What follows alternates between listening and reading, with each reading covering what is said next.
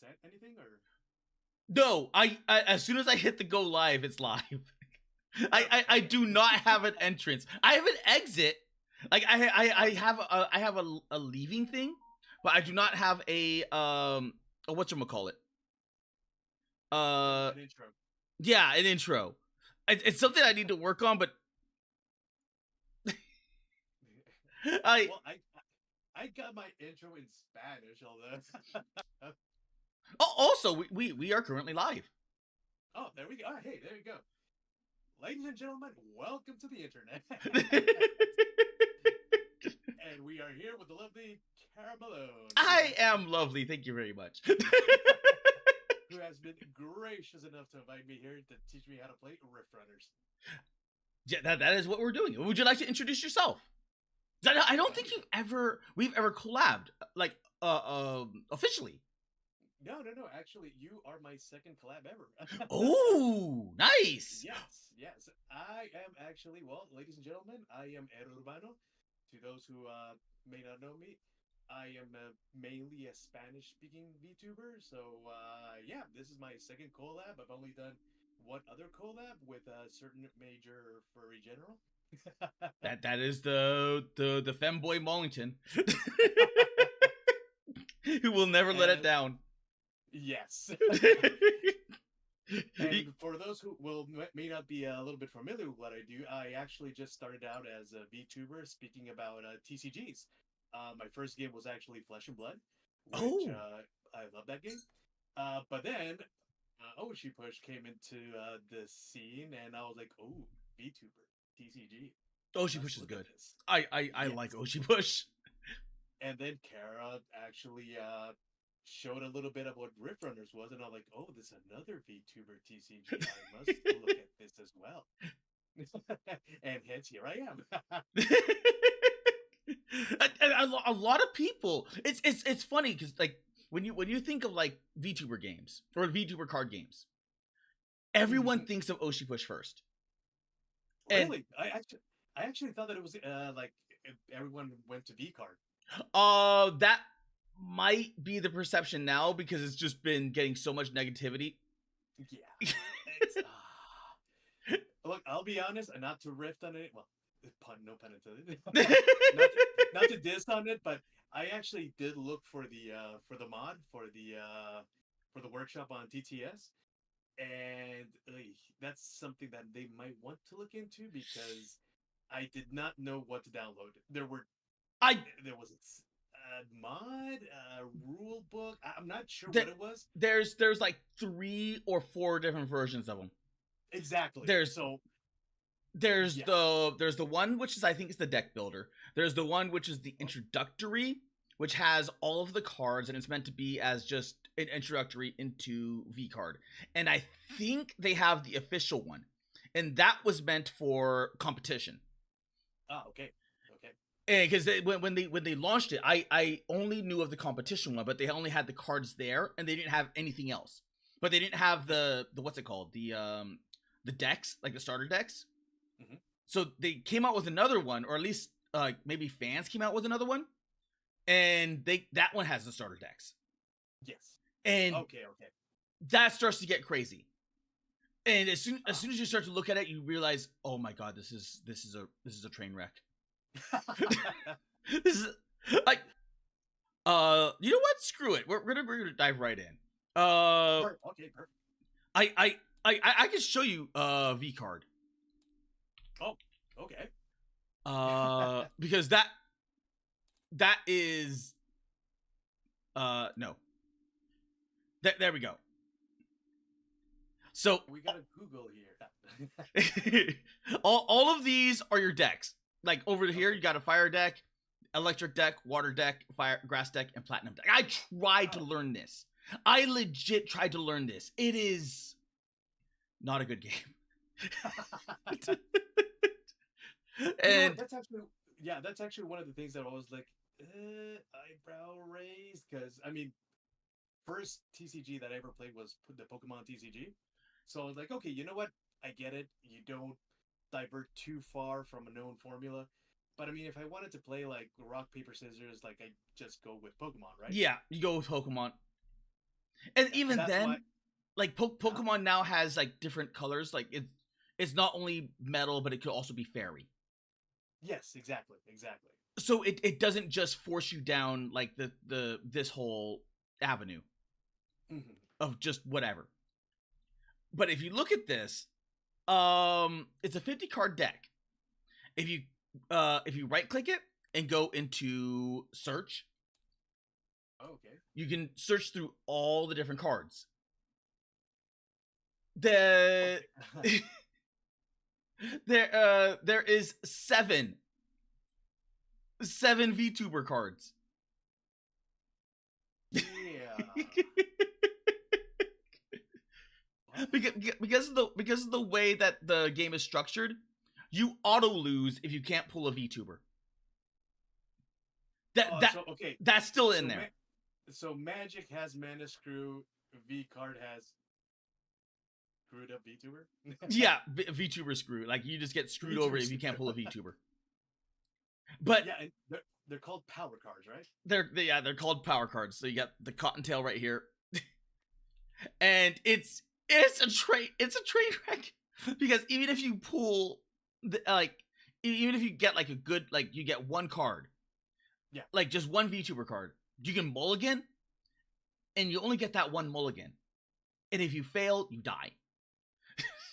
Oh, So that's still in there. it's still in there.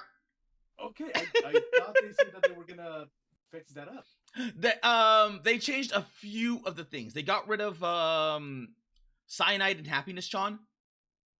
So they Those were rewrote fun them. cards. Yeah, because they realized that could be gamed very very quickly, Okay. and they got rid of the prize pool. So even this version that we're currently in is outdated.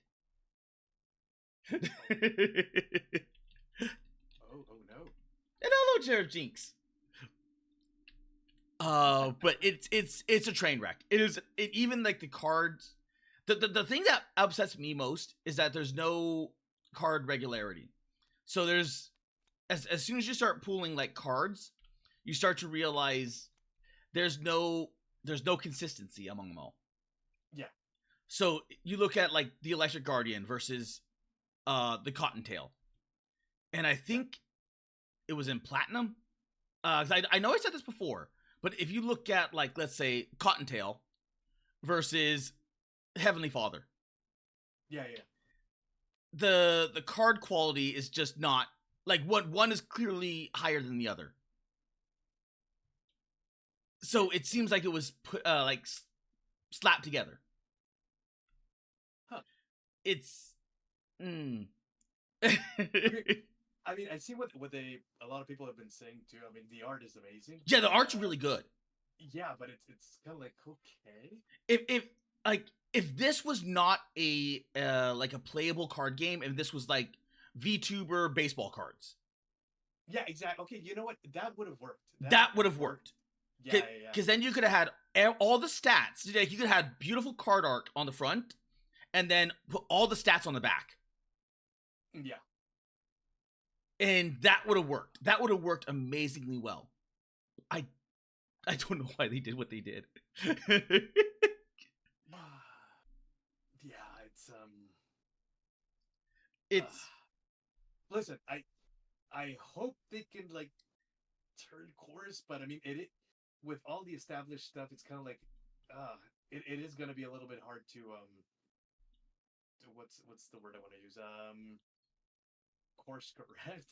I at this point I don't think they can course correct. I think all of it is already done.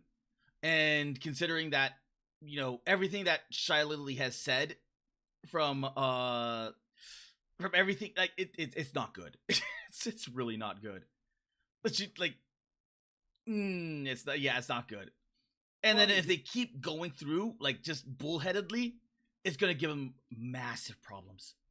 yeah. Because Okay, it well, here. means that Trying to look at yeah. the most contentious character right there. That's gonna be your first band card. That well, here's the thing: is that there's technically no banned cards. You know what? At this point, I think it's too early. Well, okay, here we go. I'm gonna go on a little multiverse tangent speculative.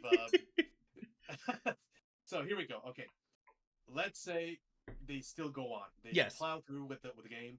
They're trying to correct it. Okay, so one, it would be a little bit early to ban any cards because you don't know what's strong or what's not. Correct. You still need to know which are your broken cards, right? Yes.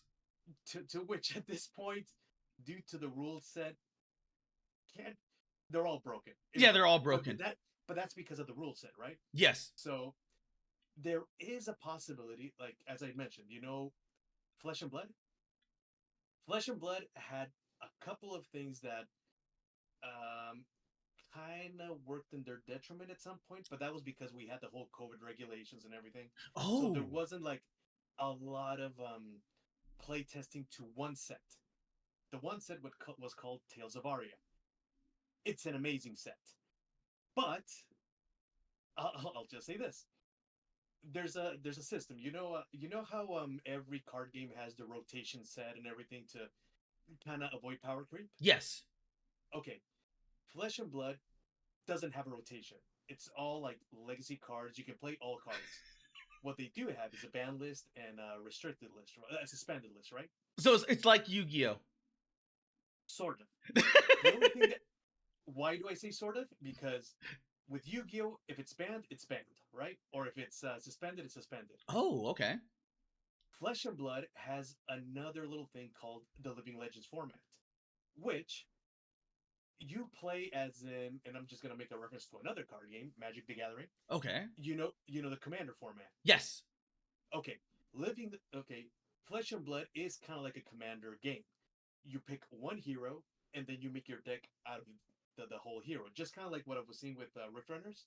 Then you have your.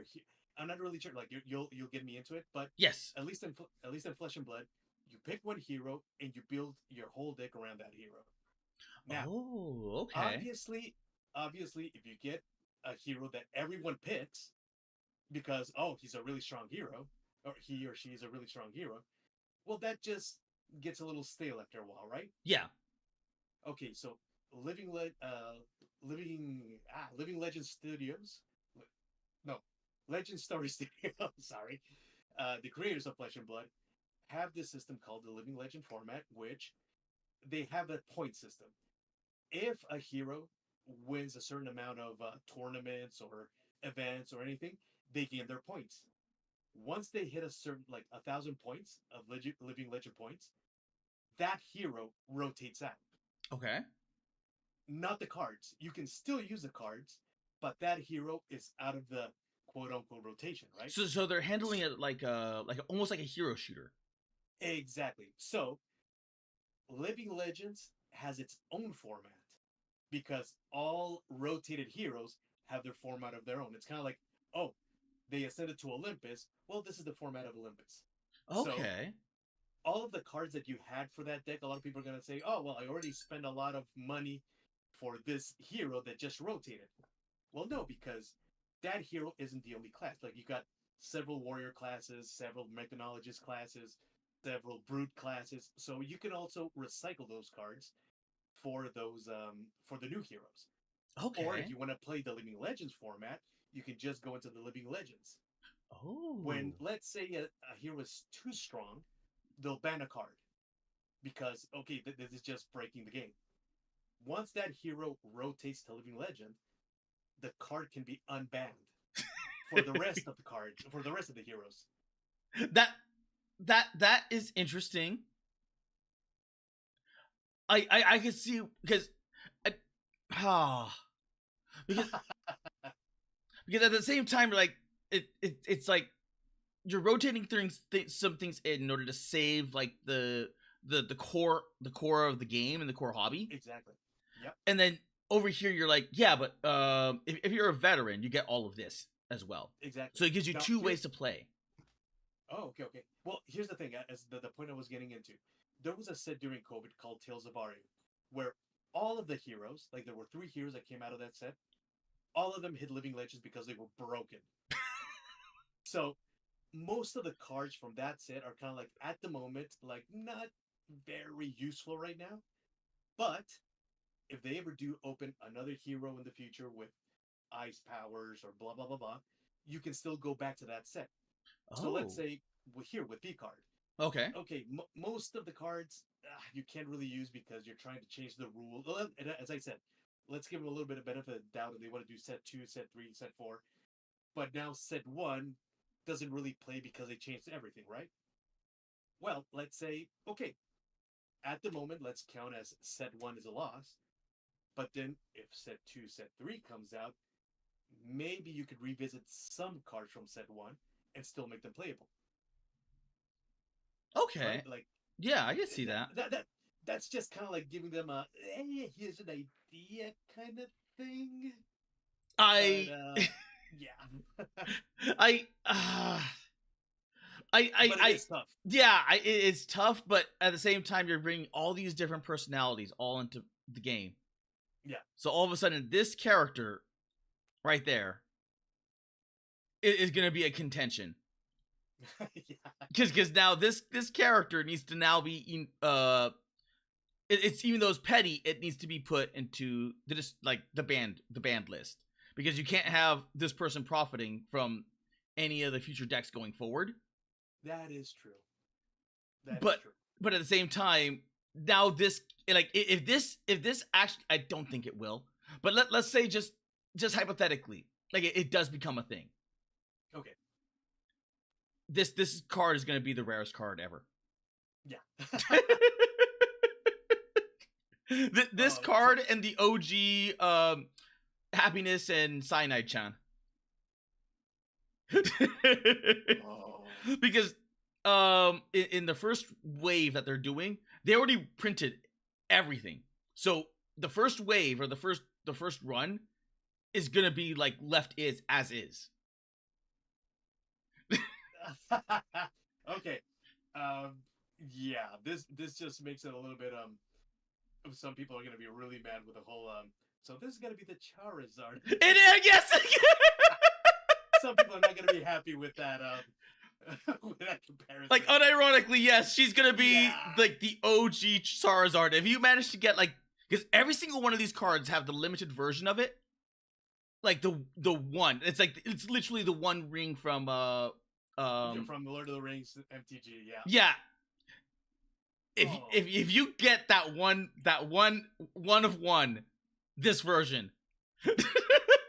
They unintendedly made a collectible item go up. Yes. Because like, even in that case, like, let's say this thing completely flops, right? Still having that still having that one of one. Yeah. Or even this card might be worth something. Whereas the Shy Lily would probably not be worth much.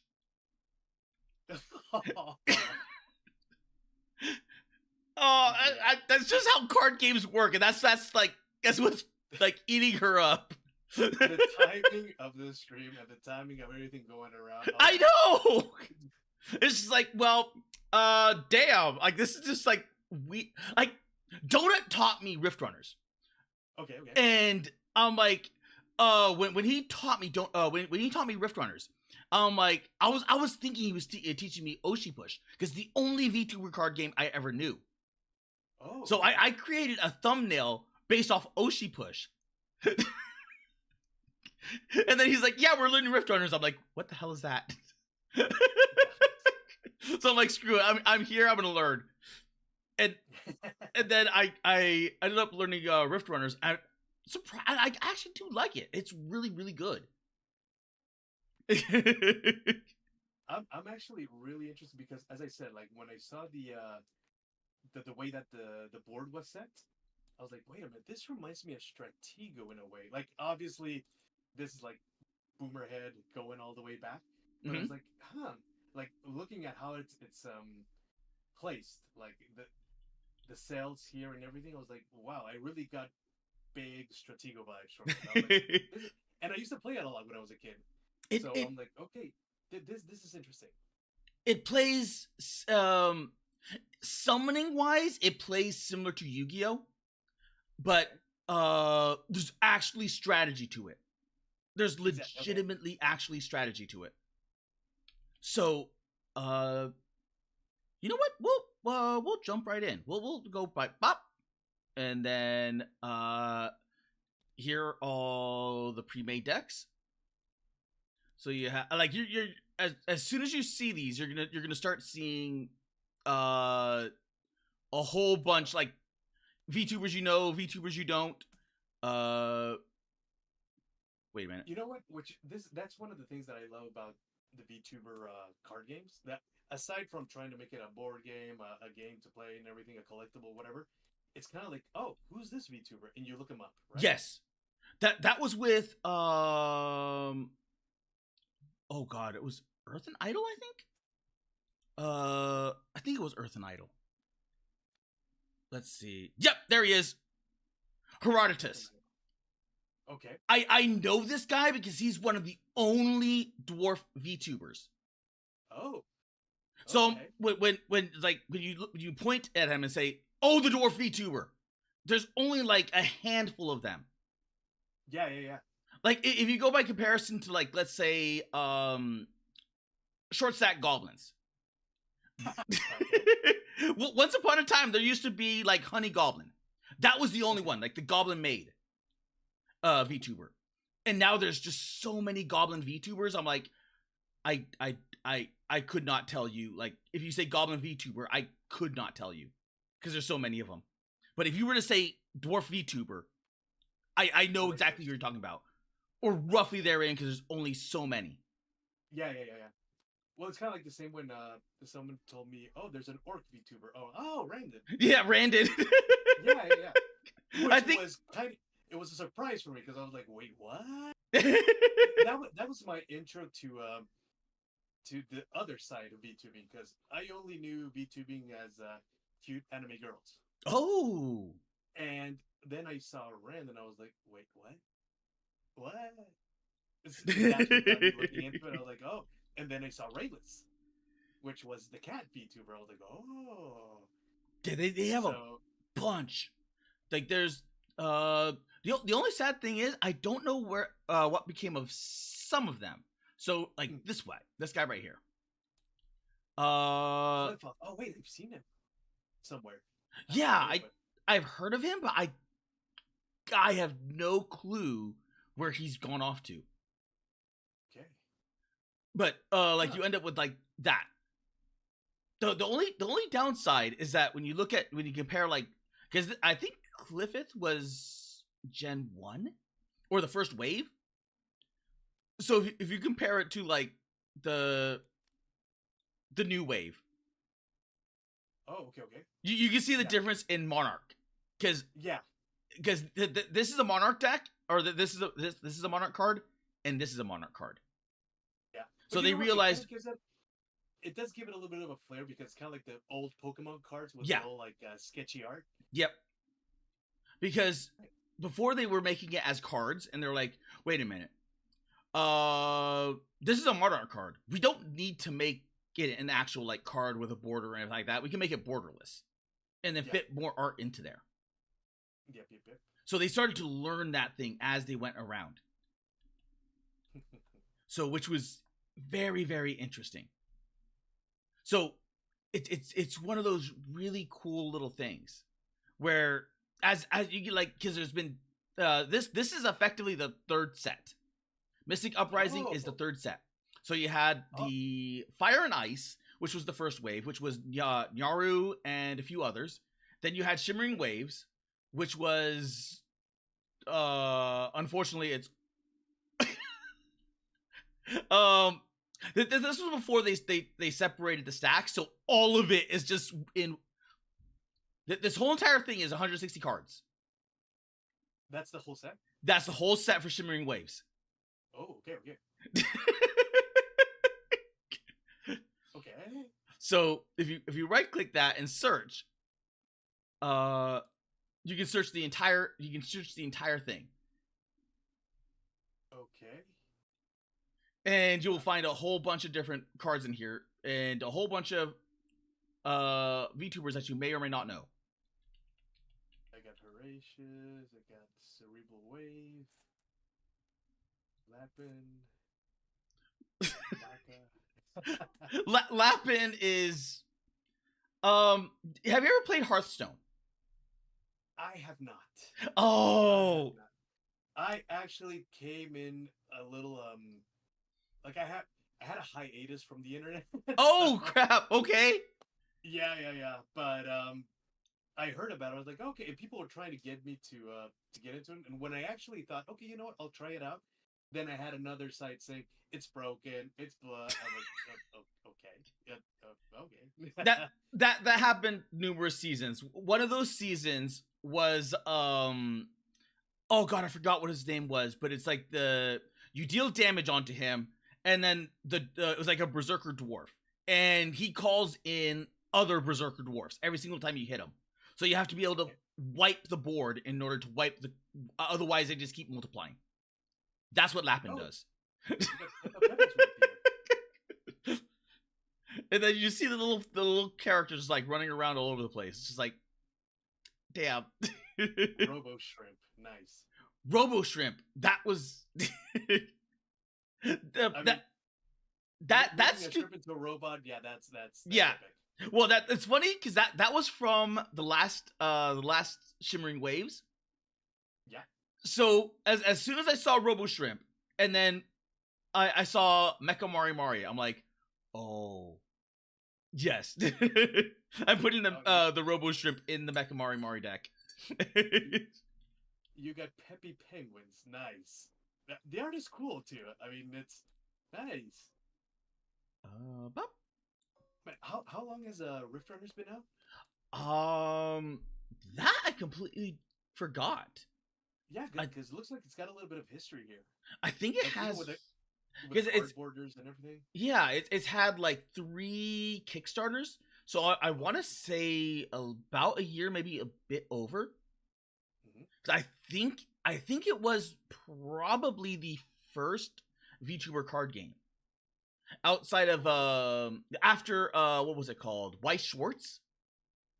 Okay, I know there was one called Waifu Wars, I think, but I'm not sure if that was before or after Rift Runners. Oh, I had to check out Waifu Wars then, because I do not know, because I It know just it there just came out of my radar because I think Speed Robo made a video about it. I haven't checked it out yet, but I was like, oh, there's another one. Speed Robo. I think I know that guy, or I know of him. Yeah, I think he actually works with Rift Runners. Oh, okay. that would that yeah okay that would explain like the complexity of it all. I brought out 2 of my decks right here, which is one is the there it is Mecha Mari, and then one is the bug deck. Nice. That Con of the Ravenous. the bug deck is fun. The bug deck is like legit fun. I doubt it's powerful, but it's fun. And do these play like also like weaknesses, strengths, and all that because of the element, or Depends. because I see Reptile here as a deck Yes. bundle? I'm like, I don't know why it just went to Big Bang Theory of Spock kills lizards, kills Well, Phazon. Reptile is funny because it started off as like the reptile area, and then they realized, okay, we don't have enough reptiles to make a reptile deck, so they started throwing in everything that was reptile like, so dragons and a bunch of other things into there to fill out the cards a little bit more. Okay. So when you pull one, it'll have the classification. Oh, that's a monarch. That's also a monarch. Okay, so monarchs are a special type of unit, right? Yes, the monarchs are your leader. Ah, okay. So if I put everything away, well, you know what? We'll start. Which deck do you wish to use? Oh. Okay, you know what? Because I like her Spanish learning art, I'll go with Chibi. Or is she too tough? I don't think there is a chibi deck. Let's see. Royal Magic Mayhem? No. There is a deck. Okay, they actually did add a deck. Okay, there we go. Okay, So okay. that's in the Magic and Mayhem. So okay, yeah. That name, yeah, on par. that might be, you only have 9. 9 fodder cards. fodder cards? Yeah. These are all the mascots of all the VTubers. Oh, okay. Okay. So all of these, like all fodder cards are tier 0. They can be summoned for free, and they break the rule of multiple summons.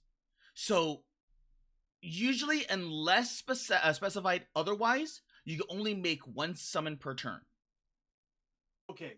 So it's kind of like, yeah, as you said, like Yu-Gi-Oh! You can only summon 1 unless you got like a special summon or Yeah. Or like you can do something funny or finicky or what have you. And Okay, it usually is balanced, as in you're sacrificing other cards in order to do it. And the mascot cards are like a wild card. You can just use them whenever? You can use them whenever. So when you draw a card, you draw from 1 from this deck, and then you also draw 1 from this deck. Ah, okay. So what ends up happening is that you can either play this for free and just go blop there, or you can bring this into your hand. In which case, you see the little vortex in the bottom right hand corner. Bottom right hand corner. Your right hand corner? On this card. Ah, okay. So if you look at the card and you see the little purple vortex, yep, that can be what is it called? Toughness defense? No, the toughness and defense is the sword and the shield. Oh. But you can okay. But you can there's a specific word for it, and I forgot what it was. But you can vortex power. You can summon this. Okay. And like you can combine this into this. So all of a sudden this 3/3 becomes a 6/6. Oh, this adds up. Yes. Okay. So but that can only be done inside your hand. So that's the benefit of putting it into your hand. If you just summon it, you cannot. You can only use it as a fodder token or a rally token to summon other things. If you keep it, so if I want to add it up, it's got to be in my hand, and then I just place it both at the same time. Yes. Okay. And once it's out, it's out. You can't add up or subtract or something happens. Well, once it's out, it's out. So once it means like let's say this thing dies, right? Yeah. All of it gets put into the trash. So it's kind of like a Pokemon evolution. You put a card on top of a card, and it adds up the strength. And if you kill it, you kill the base with its upgrades. Yes. Okay. Very, very few cards allow the tokens to stay. Very few cards. And the equipment, like for instance, this is equipment. Okay. So Chibi's Scythe. Unless this is where things get interesting, is that equips can also be re-equipped. So if you kill something and it has an action that says you can re-equip somewhere, you can switch this over to someone else. I don't know if Chibi's sword does that though, but I do know for some of them they can. Okay. So it allows like the weapon or the artifact to be switched around, so that way it doesn't go directly into the garbage. Oh, that's nice. Like you keep your your loot. Yes, you just bounce it around. Okay. Yep, you keep the loot, so you can effectively bounce it around. There's a lot of different combos which can rally into one another. In case someone manages to get your equipment into the discard, is there a discard pile? Yes, it goes right into the discard pile. Okay. And so unless specified, it goes into the void. In which case, it gets put into the void, and you can summon things from the void. Okay. So if it's in the void, it can still be saved. If it's in the discard, it's dead. It's dead unless you have something that can directly affect the discard pile. Okay, so yeah, it really is Yu-Gi-Oh-ish. Kinda, yes. Because the whole equipment thing is kind of cool because of, how in Magic they also have like equipment. Flesh and Blood also has equipment, but once you use the equipment, that's done. Yeah. But this makes it possible to get it back from exile. You said, or either the void or the discard pile. Okay, perfect. Very few things put things into the void, because it's kind of like one of those weird special areas where sometimes your own cards can send other cards into the void, so that way you can resummon them later. So you just like, I'm chucking it into the void, and plop, and then I can do this and resummon from the void. Ah, okay. I'm thinking that is how undead works, from seeing how it would make sense. Yeah, how little, how it's just, undead is weird. Undead is really, there's a reason why I haven't built an undead deck. I'm actually getting a little bit of piqued interest on the undead one. The undead are no, that's Ray, that's Sayu. Well, Sayu's undead, right? Yes, Sayu's undead. I'm just trying to look for an undead card. That's not a little dude. Oh, that's a lore card. I'm just trying to look for any undead card.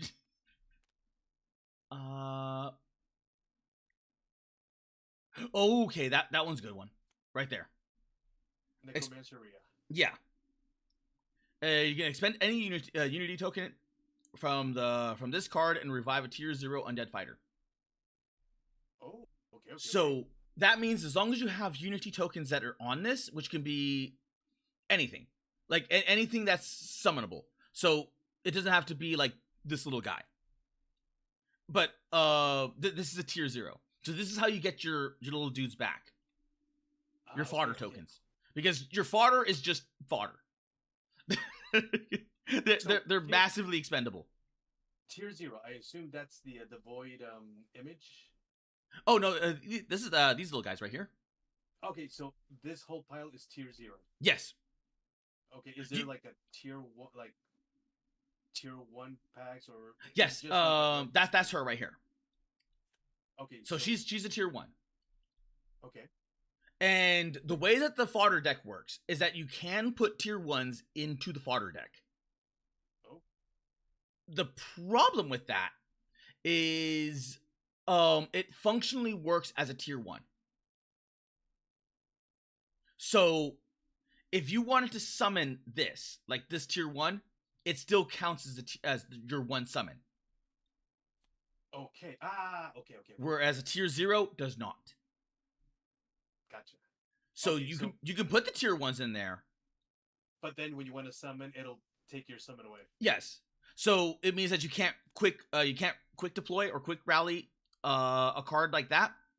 And if you're drawing from like 1s into your hand has a limit. And then you have to start discarding. Okay. And then when you look at like actually Chibi's not bad. These are the stats? This is how they deploy. So let's say bop, and let's get rid of that. Oh no. There we go. Okay, so who do you want to use? I take a Chibi. I'll also go with Chibi, yeah. Okay. So you flip her over, and you see what the X's are. Yeah. Okay, so that's a formation that I gotta get rid of. Yes. So you take here. Perfect. Here and here. Correct. Well, I'm doing this on your side, but I should be doing it on mine. Oh yeah, you're right. But you know what? It doesn't matter. It's for the purposes of this. It's good.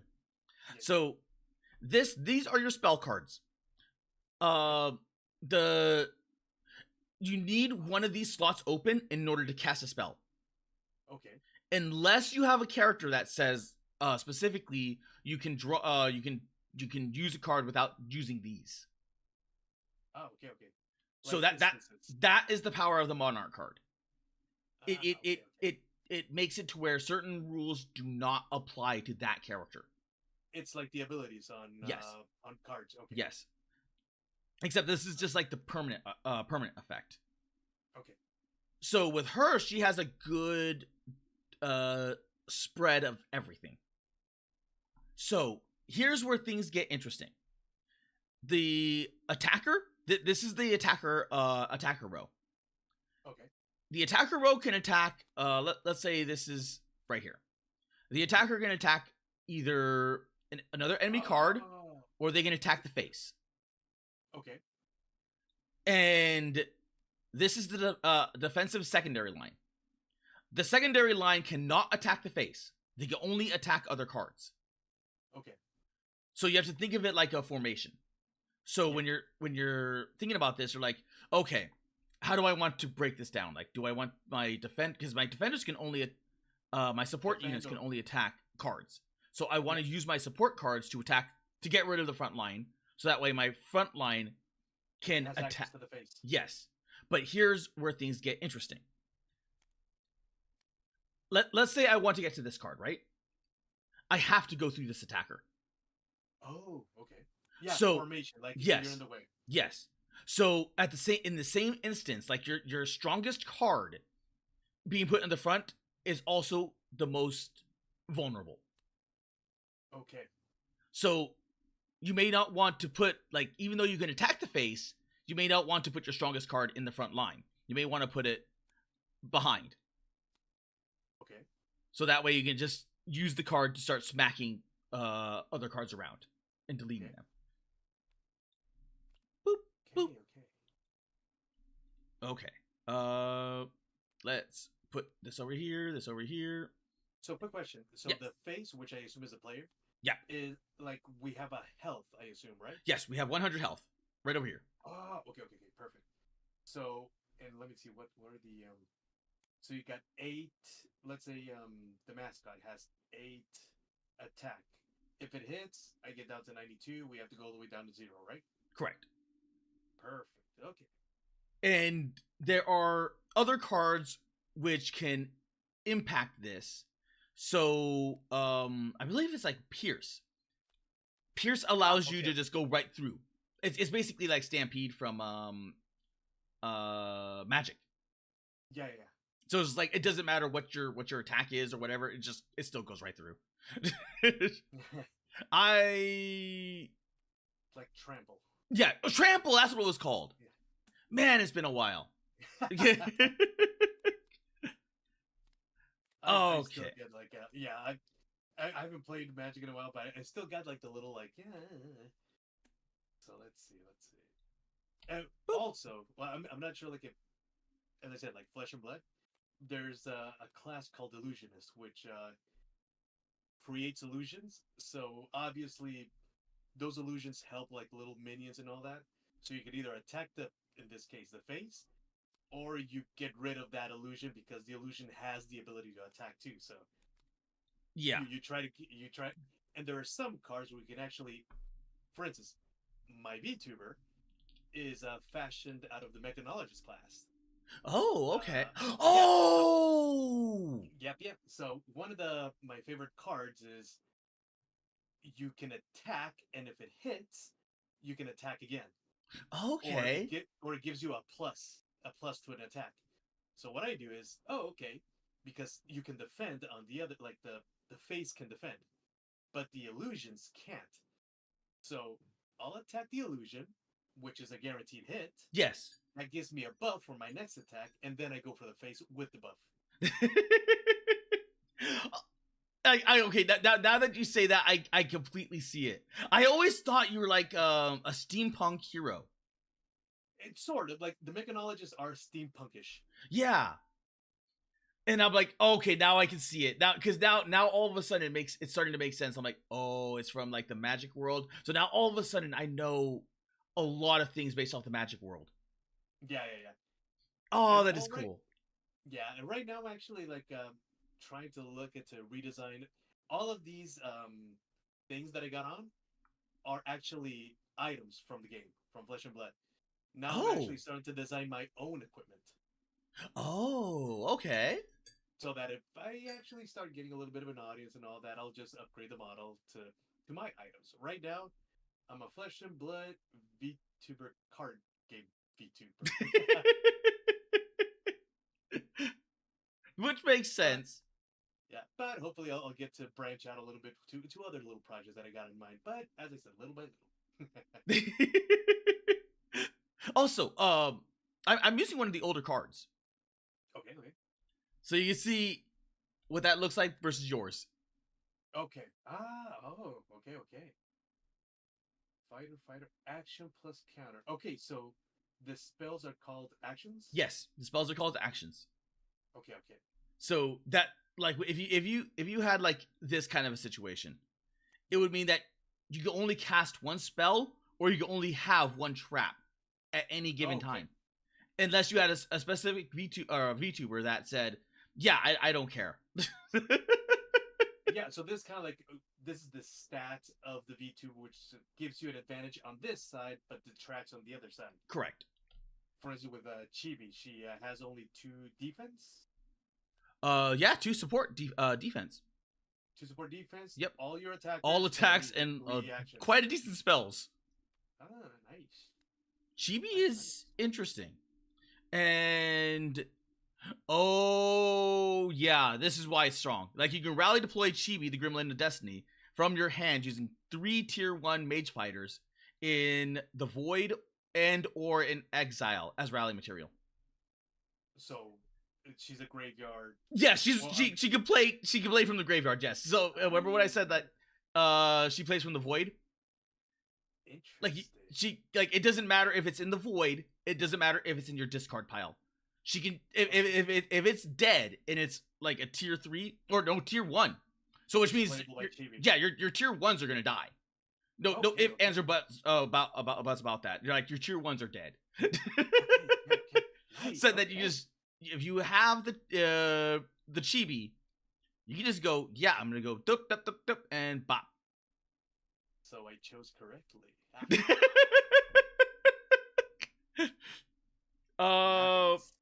That in conjunction with your scythe. That scythe is okay, so question. The scythe. Let's say I got no, this is a monarch. Wait.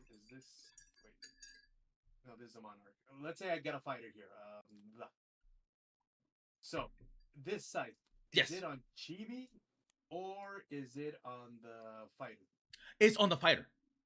Okay, because there actually is a there we go. We got Chibi and we got Chibi. So we got Chibi as the monarch. Chibi? Okay, yes. Okay. And then we got Chibi as the actual fighters themselves. Okay. And so you have Magical Girl Chibi, and then you have Chibi the Gremlin of Destiny, which is a lot of text. Oh, so it is like Yu-Gi-Oh! Yeah. Effect 1. This fighter can only be rally deployed using major material. Oh, okay. So you have to... I was wondering that. Okay, because I was going to ask, how do you pay for your cards? But I think this just said major material, rally material. Yes. You have to sacrifice cards to pay? Yes.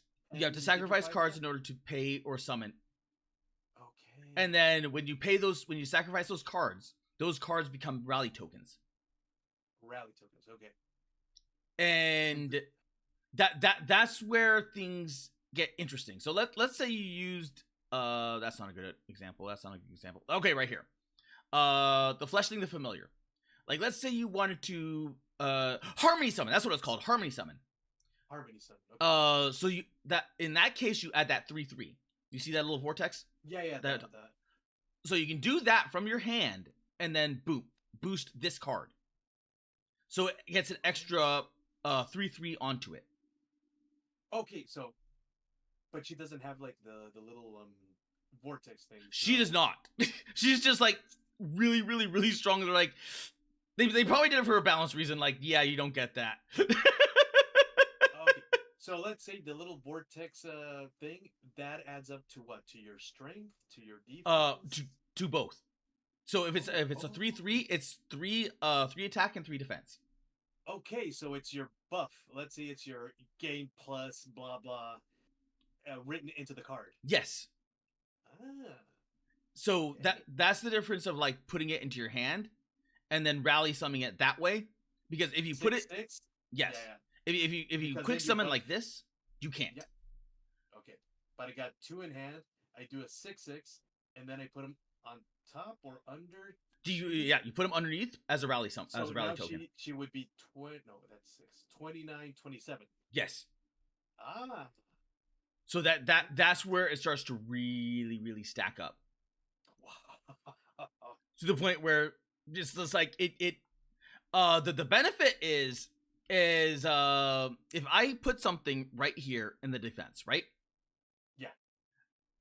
you whack it. You could have like 1,000,000 damage. It does not matter. It's like blah. This gets destroyed. Yeah, it's kind of like with Magic. You can just go overkill on one card, and that's that. It Yeah. doesn't. Yeah. Okay.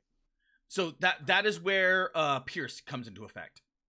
It's because then it goes to the face. Then it goes straight through. It's like, yeah, I don't care. You just subtract whatever the damage was on the first card, and then the rest goes into the face. Yes. Right? Oh. Yes. Man. Interesting. Boop. Yeah, so this is... I'm also getting a little bit of a Checkers vibes. It borrows from a lot of different genres that it's like, I can't... Like, Donut described it as, like, very balanced and very fair Yu-Gi-Oh! Yeah. Oh, well, and then... Thankfully, because I've been trying to learn Yu-Gi-Oh! And I still have not been able to do a nice game. Like, I usually learn a game, and then I find out what my archetype is. Oh. I'm very different in every game. On Pokemon, I'm a tank. I'm a steel tank. On Magic, I'm a landfall green black. Oh. On Flesh and Blood, I'm a mechanologist. And yeah, it's been like different on every card game. But Yu-Gi-Oh! Oh my god! Like I know how the game plays, how to get the life down and everything, but holy crap! I enjoy deck brewing. Yes. But with Yu-Gi-Oh! It's kind of like, no, this is the list. Yu-Gi-Oh! is... No, this is the list. Yeah, Yu-Gi-Oh! Is so weird. Yu-Gi-Oh! Is... I tried watching Dead Mac, who's a member of FlaVR, play Yu-Gi-Oh! Because he loves playing, well, the defined love of Yu-Gi-Oh! And I just sit there like I'm watching him get his ass handed to him. Like he wins some, but damn, it's like you can like one turn raffle stomp someone, and it's just like that's the match. It's like that's stupid.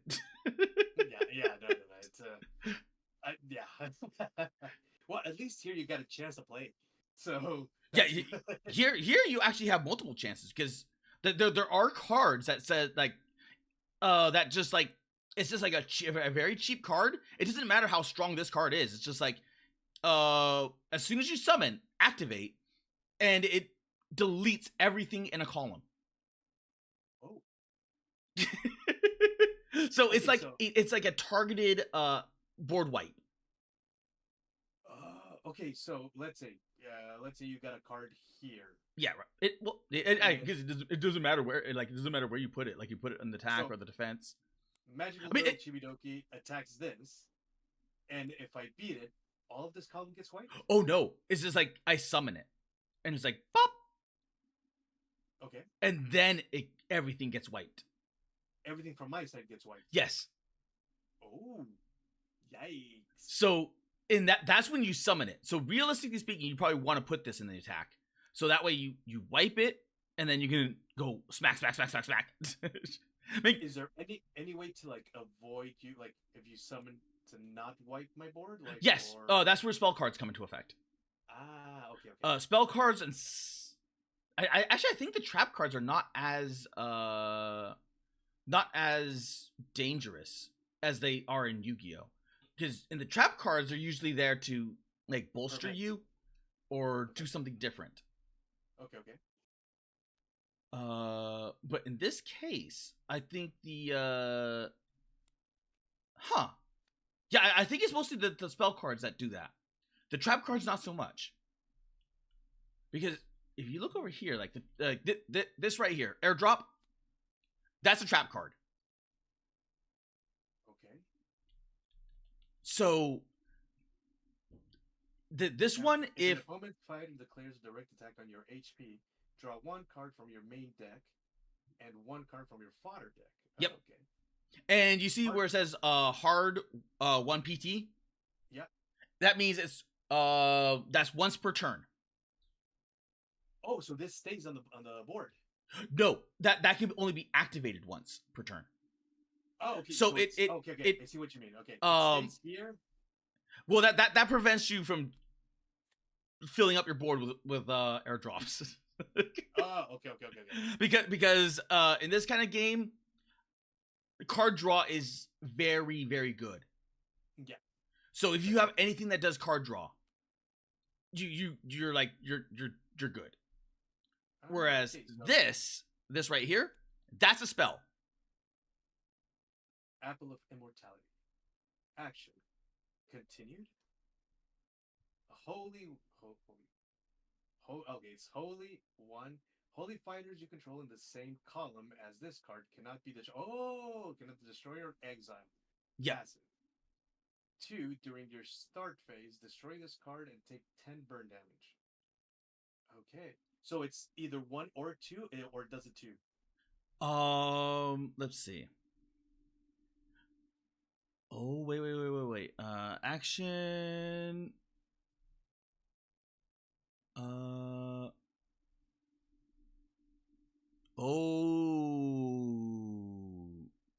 Okay, I know how this thing works. It's a passive spell. So you do this, you set it, you cast it. Yeah.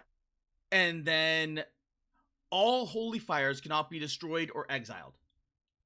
So which means as long as it's active, they cannot be killed. So you can just go all out attack. Okay. So when it's not active, it's because it's flipped, right? No. This is a spell. Oh, so they're all always face up. Yeah, they're always face up. So this is the one that you want face down, because that's a trap. Okay. This is a spell. So okay. Like let's say someone is dropping a what's it called, that one card that kills it in a row or the column. You can just go no, bop, and you can put it right in place. In which case, nothing gets removed. Nothing from your side gets removed. But it does mean that during your next start phase, this goes into the fodder, and then you take 10 burn damage. So in essence, this costs you 10 HP to cast. But I see. On your next phase. So if you can like one shot the person, or just like you're whittling them down, then it doesn't matter because you're not going to take that 10 burn damage. That damage. Okay, yeah. Okay. It's only on the next. Yeah. Okay. I get it. I am glad my Pokemon knowledge also comes in, because that's what happens with burn. So burn usually happens at the end of a phase or something similar to that. And there was one card, I can't remember which one, but it allowed, I think it was in the bug deck that I made. Let's see. I think was it you? Was it you?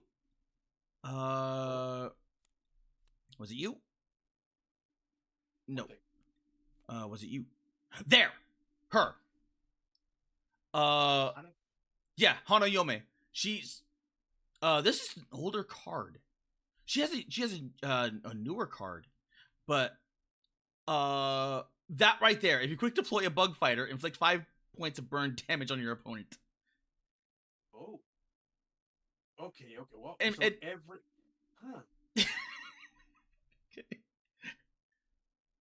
So interesting. So because it's a bug deck, a lot of the bugs are tier 0.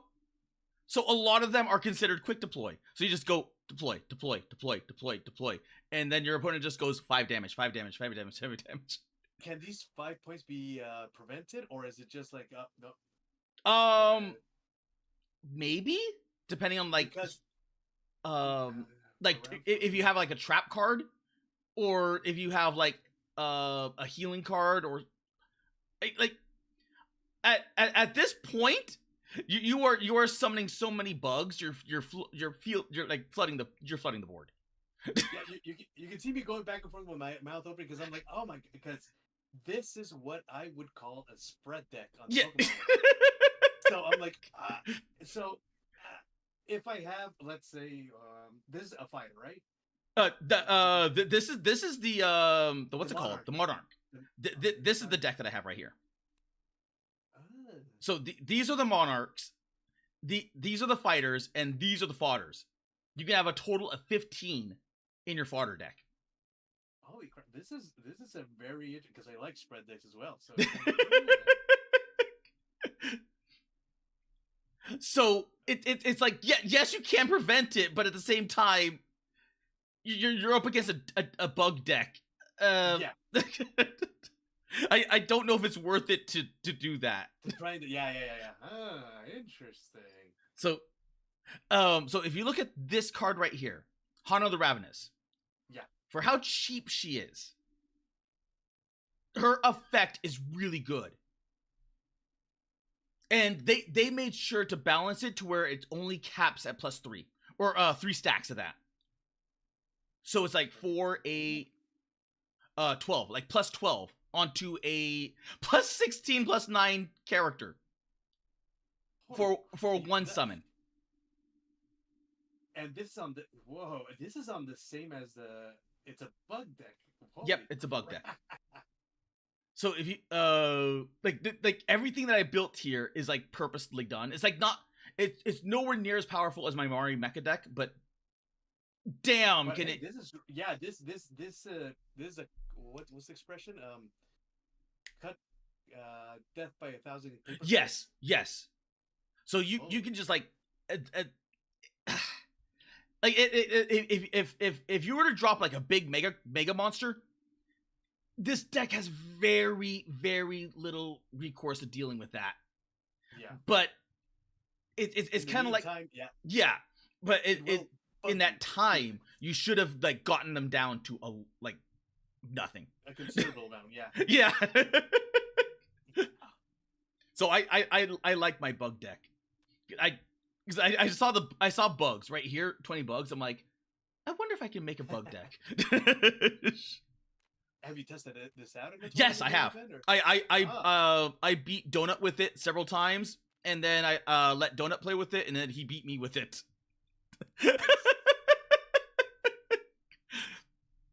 It's okay. Well, you know what? Let's try. I'm actually tempted to try this out. All right, then we'll keep that there on the side. Cool. This is the whole deck. 41 cards. Yeah, that. Oh, are you gonna switch out now? Yes. Okay, I am really interested in. Let's put that. Let's put Chibidoki back. Let's put the Flaughters back. And oh wait, that was the another card. Okay, there we go. Bop, bop. And oh, that didn't belong there. Bop. Okay, let's put all this back. Bop, just to make it simple. So we're deploying the chibis over there. Oh, okay, there. There. There. And wait a minute. Oh yeah, I put 4 monarchs in here. I forgot about that. I think I just went with all the bug monarchs. I'm like, screw it. How many monarchs can you have on your deck? Essentially unlimited, because these are just your in essence your commanders. Okay. So. And you can switch around. You can only choose 1 per match. Okay, so it's kind of like it choose from these 4, but let's say in another match or game 2, you pick the other one. Yes. Okay. So that like if you were going to like a competition. Oh, like a sideboard. Yes. So okay. this would be what you're deploying. Okay. And theoretically, you could have unlimited amount of like whatever or whoever that you want to throw in here. But realistically speaking, you're theming a deck around a specific group of them. Yeah. That harmonizes well with them. Okay. Interesting. Okay. Let's move that back and that back, because now you get to choose. I would suggest reading each one, because each one does something different. Well, I do want to try the spread tactics. So okay. Let's see. I got this here, this here. So I only got 2 spell spaces. Yep, 2 spell or trap spaces. Okay. All right. Perfect. Here's your decks. There, right there. So this one I put over here. Yep. So it's 41 cards a deck. Monarchs. Minimum 40. Minimum. Oh, okay. I think the max is 60. Okay. I think the max is 60. It was like 60 or 50. I forgot what it was. But there is a max card deck. Okay. So for instance, this is at the cusp of the max card limit. It's 15. because it was Okay. bugs. It's all bugs. Oh wait, so it's not just one token as fodder. Like you have different types of fodder. So yeah, so see, theoretically, like, let's take this card. Ooh. Okay, so you generally don't want to use this as fodder because that's a tier 4. That's the max level card. Tier 4. Okay. Here. Okay, so the little star is a tier. Okay, Yes, okay. the little star is the tier, which means you need at least 3 other cards in order to be sacrificed to summon this. 3 other cards. Okay, so it's your 1 summon plus 3 cards is like a tier, right? Yes, because you always get 1 summon, so you can always under any other conditions summon a tier 1 every single round. Because that's your 1 summon. Yeah, that's your 1 summon. And so you would need 3 other summons in conjunction with your common common summon. To summon a tier 2, it's the 1 summon plus another card. Correct. And usually that's going to be like a fodder token. Okay, perfect. Okay. And then you could choose to either like, now here's where this comes into effect. You see where this says quick deploy. If you take this and you bring it into your hand, that is no longer a quick deploy. Oh, I grabbed their whole deck. Because you are taking it into your hand and using it there. Okay. So if you want a quick deploy, you go bop. You quick deploy that. Otherwise, you have to use spells to use a quick deploy, or abilities that allow you to quick deploy something. Okay, so what's the word for or what's the key word for putting it to hand? Like just put in hand, or it's just drawing a card. So you draw a card for you draw 1 card and draw 1 card. Oh, okay, so one from fodder, one from main. Yeah, 1 from fodder and then 1 from the main. Or you can just go, yeah, I'm not gonna draw this. I'm just gonna summon. Bop. Okay. So that. Okay, so the quick deploy is at the beginning of the turn. Yes. You can't do it mid-turn. Oh, quick deploy. You can if you have abilities that do it. But some monarchs have it as well that allow you to go, if this, then quick deploy a tier 1 or under. Okay. So if it says that, then it counts as a quick deploy. Perfect. Okay. Okay, I think I got it. Okay, so I'm just gonna shuffle this. And how much is the card hand? That one is 41. Yeah, but I mean, like, your start off hand. Oh, 5. 5. Okay, so I think it's deal. Draw 1. Oh, you can just put 5. Oh, are you serious? Yeah. Okay, I did not know that. Yeah, you just hover on top of the deck. You just press 5. Oh my! that saves so much time. Okay, now to go first, we flip a coin. Okay. Oh, so what do you? Tails. Heads. There we go. No, I go first. Let's see. Shit. Now the only bad thing about going first is that everyone can react off of you because you can't attack on the first round. Okay. So because like you have nothing to defend yourself. Yeah. So like I could just go blah and then go blah. Exactly. So it does protect you. Oh, I brought some of my fodder deck as well, or shuffle my fodder deck. Okay, I was looking here at the cards over here. Mm-hmm. You got action cards. You got lore cards. Yes. Tokens. I mean, it's self-explanatory. But what's lore? What's effect is like the effect that you do. But what's lore and what's action? Lore cards are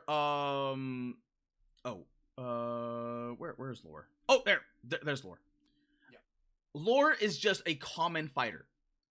Oh, okay. So there is nothing special about them other than the fact that they have lore summoned to them. So some equipment and very few spells work off of lore. Most of the time it's equipment. So I think Chibidoki was a lore card. I think, like one of Chibidoki's cards, because she didn't have anything that was nope. Oh no, I guess not. She's just a really strong person. So let's say the lore is like the flavor text. Yes, lore is flavor text. Oh, okay. Perfect. For all intents and purposes, it's flavor text, but it just means that the character is a little bit more established than your common fodder. Okay. So it's more special than your common fodder. So your common fodder, like it's fodder that can equip weapons or armor. Okay. And for what we were doing with the airdrop and everything. Yes. I know that those are spells or traps. Is there any way to, like, let's say, well, I know that airdrop was purple. Yeah, airdrop was purple. Okay, and the other one I think was another color. Like, yeah, it was a light blue. Can over I there. distinguish from my hand like which are traps and which are like fighters? Like I know that if it has the star and the sword and shield, that's a fighter. Whatever doesn't have a sword shield is a trap or a spell. Correct. If it doesn't have a sword or a shield, it is effectively either a spell or a trap. Okay, perfect. Nice. That way also, like I think like there is one card. God, I forgot which one it was, which monarch it was, but it allows you to use traps as spell cards. Oh. I looked at that. I'm like, I can't remember who it was because as soon as I saw that, because it was when Donut was introducing to me, and I'm like, oh, that's kind of cool, but I didn't know at the time. I'm like, I need to find that card because there's so many traps, there's so many spell cards, and you can just deploy stuff in the defense and then just use these spells and traps. Okay. Because you don't have to, you just have a spell and trap card deck and just go that. Nice. Okay. Interesting. Okay, and yeah, something that I wasn't able to ask beforehand. So, the first line and the second line. First is attack, second is defense. Correct. As you said, you want your most powerful ones and the defense one. What do I have to fill out the first line first before going on the back? You don't have to, because okay, as soon as you deploy something here, yeah, and you deploy something here, it doesn't matter like where it is. I have to go through this if I want to attack because it's in this column. Okay. So I have to go through this in order to get to this. Okay. And let's say this one can't attack here until I go through this, right? Oh, correct. So if I had something like this, and then you had it right here, you have in order to get to this, you have to go through this. So you attack your friendly fighter, or? No. If I'm attacking, would it benefit me to attack with my attacker? Okay. To attack your attacker, or would it benefit me to use my support to attack your attacker? So what happens to this guy if you want to attack with this guy? If I attack with this guy and this guy destroys this one, yeah, that opens the lane, which means there's nothing there to defend. So that means my attacker can now attack your face directly. Okay. So I thought you had to sacrifice this for this guy to attack. No. Okay. Nice. So think of them as like archers and your front line. Got it. Okay. So your archers can plink at anything on the board, but can't attack the face. Okay.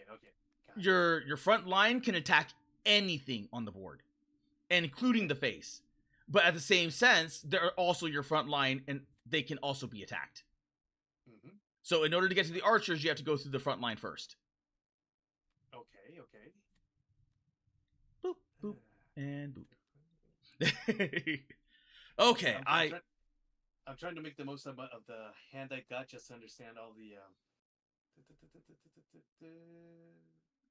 Okay. Oh, interesting hand. Okay. Cool. Okay, I'm good. I uh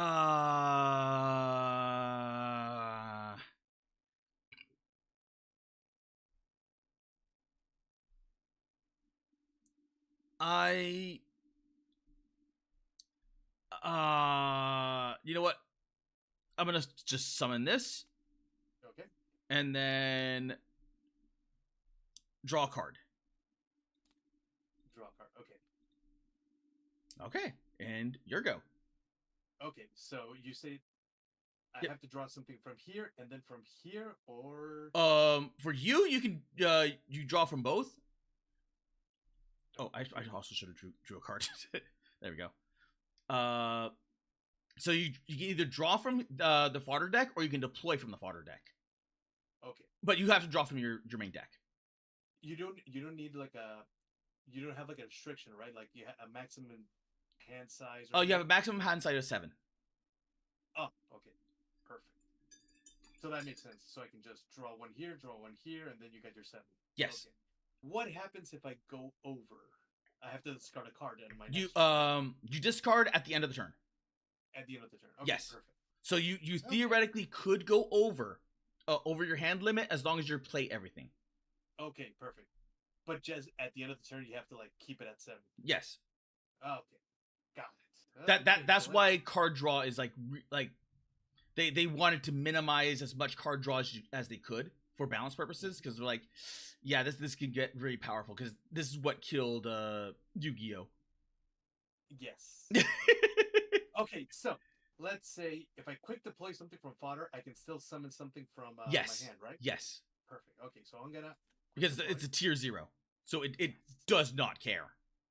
Okay, I will quick deploy. I will draw one card. All right, and because you quick deployed, I take 5 damage. Yes. -5. There we go. I like Hana. Yeah, I told the what's it called? Rift Runners has a Discord, and I told her like she's really good. I like her card. She's from what I see in the card back. She's from the first wave, right? I think she's from the first wave. Yeah. Okay, so I will quick deploy, drew my card, and I am going to. If I understand correctly, I'm going to deploy. Oh, okay. So that's how that can work, right? Like the quick deploy and this, right? Yes. Okay. Now that because she's tier 1, I can do that, right? yes. Okay. Because you get 1 summon per turn.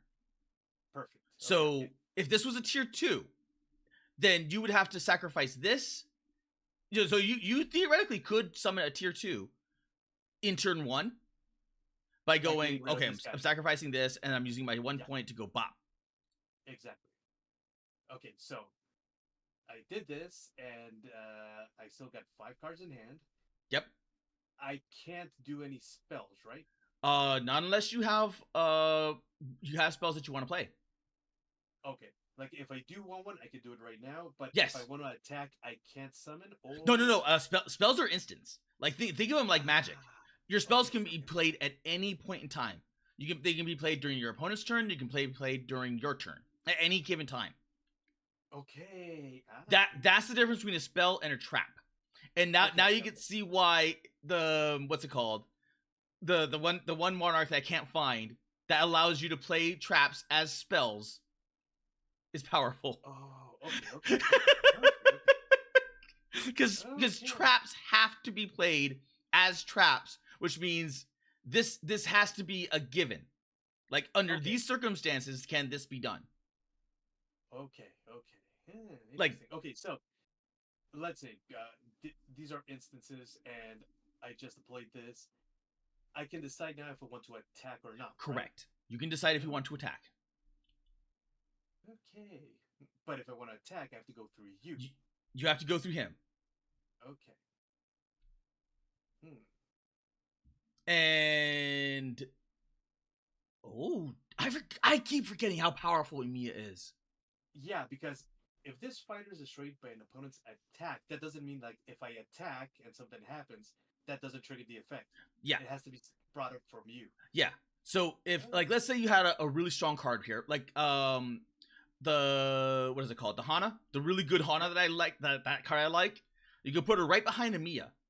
So in order to kill Hana, I have to go through Emiya, and as soon as I do that, all my cards get put. Triggers the effect. Yes, it triggers the effect.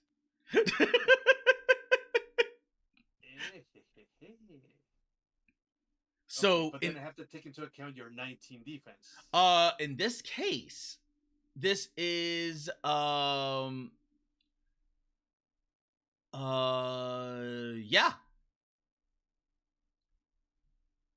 So if I attack, Amiya goes away and you survive. No, they both cancel out. Nothing happens. It doesn't matter that I got less attack than your defense. You have equal defense. You see? Oh, okay. So theoretically, none of us can kill each other. Oh, okay. So you can just be like whack, nothing. So that now you can see where the unity summons start to get powerful. Okay, so let's say I'm gonna try something that I thought of, but I'm not sure if I could do it or not. Okay. So because I'm learning, I'm gonna. Yeah. If you're learning, we can do all open hand if you want. Okay, so I am going to attack with the spell tier 0. Yeah, tier 0 bugs. 0 fight.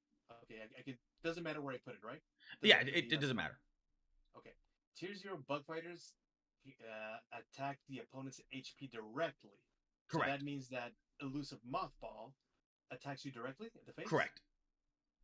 Okay, so that's what I'm gonna do. So -6. so now imagine that, but flooding the board with all these tier 0s, and then you have this spell.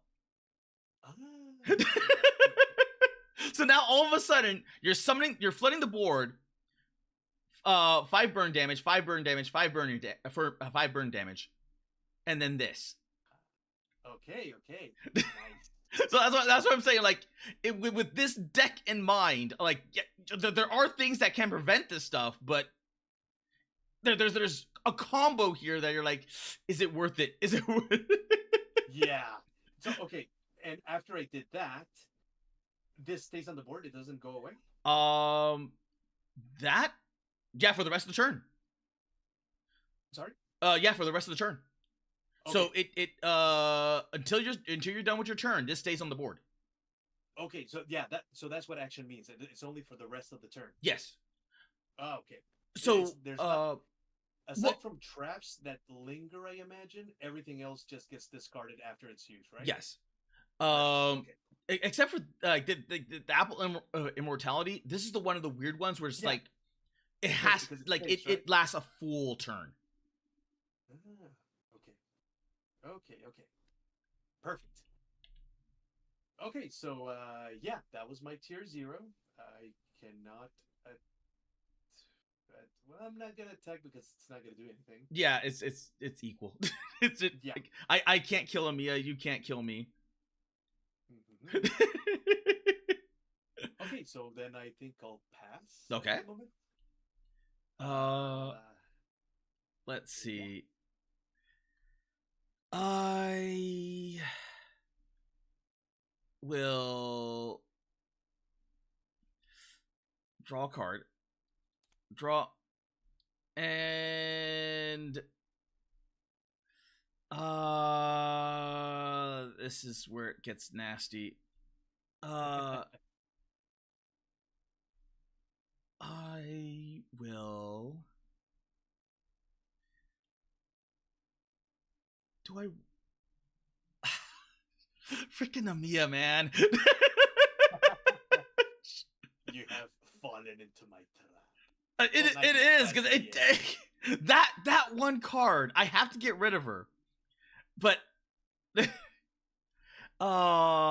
it means if I put her on the support, you still gotta go through her, right? Like I still have to go through her. Yes. Here. So theoretically, you could put Amiya here and Amiya here. damn, I could have just done that and left this for another little guy.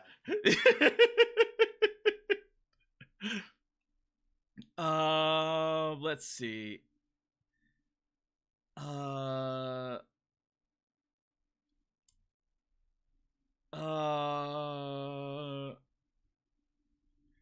okay, I'm going to one.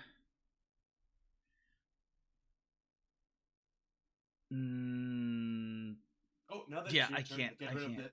I get Oh rid yeah, of yeah, the- that goes in the garbage. Okay. Okay, I'm gonna Unity summon Space Yuzu into Space Yuzu. Oh, okay.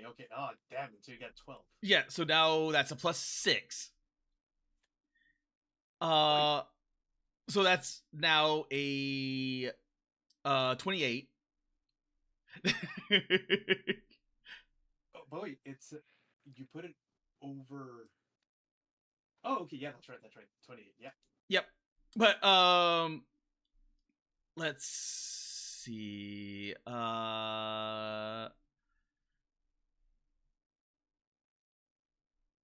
Okay, do I want to do that?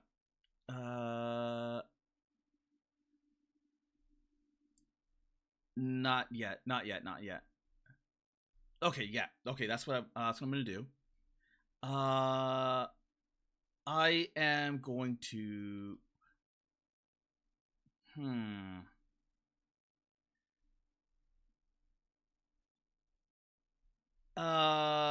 That could be powerful. Powerful enough to survive a Mia. Yeah, but not powerful enough. Okay. Yep. Okay, that's all I can do. So Yuzu will smack into Amiya. Okay. And that's 28 versus your 20. Yep. And because she's in the attack, now there is bleed over damage. Okay. So if you had her in the defense, there would be no bleed over damage. Okay. So you take 8 damage. Okay, so it is like Yu-Gi-Oh. It is like Yu-Gi-Oh in that sense, yes. Okay. I did not count on that.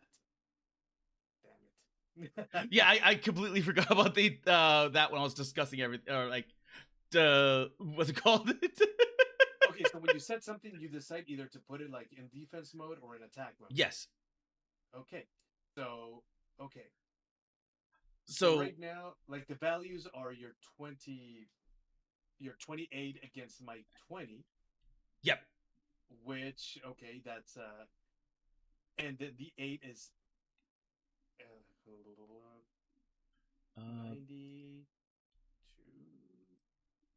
No. I can. I'm an engineer. I know stuff. Or at least I was. Okay, there we go. 92. 92. Okay, so Amiya gets destroyed. So she's destroyed, and then the effect activates, right? Yeah, everything goes into the defense. Oh, I did not assimilate that. I thought that when it says change the defense position, I thought that everything here like switched sides. Okay. I see what you mean. Yep. Okay. That's why that's really good. It still works. Yeah, it still works. Because it's like opponent's fighters to the defense position for the rest of the turn. Perfect. So that means like as soon as I go through Amiya, I have to put all my fighters into the defense position. So throughout my whole turn, you're going to be in defense. Yes. Perfect. When you're in defense, you can't attack. You're just like I can't attack. No. Up. So that means you have to go through this character and this character. In defense, okay. So because 19, 21, okay. 19 defense and 21 defense, okay. Hello there, Lamont. If I had Pierce, I could just go all the way through. You can, yes. But then now I have to like destroy the 19 and then destroy the 21. Under any other circumstances, yes. But if you had Pierce, it doesn't matter. You can just go because Pierce goes right through this guy. So you'd be like, yeah, it didn't matter if they were in the offense, defense, doesn't matter. Like Pierce would go right through it.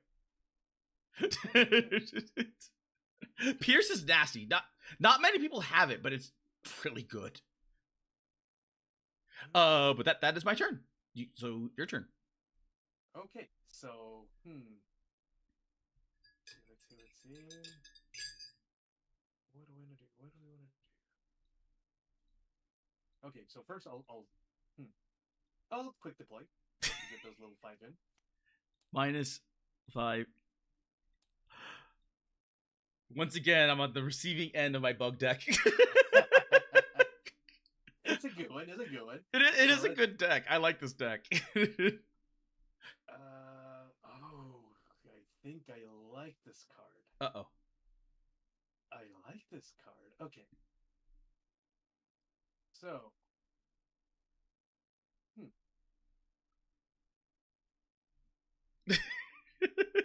Okay. So, newbie question. Okay. Let's say I had the little guys. The Yes. Elusive mothballs can't go into defense, can they? They can if you have reposition abilities. So monarchs have the ability to reposition them.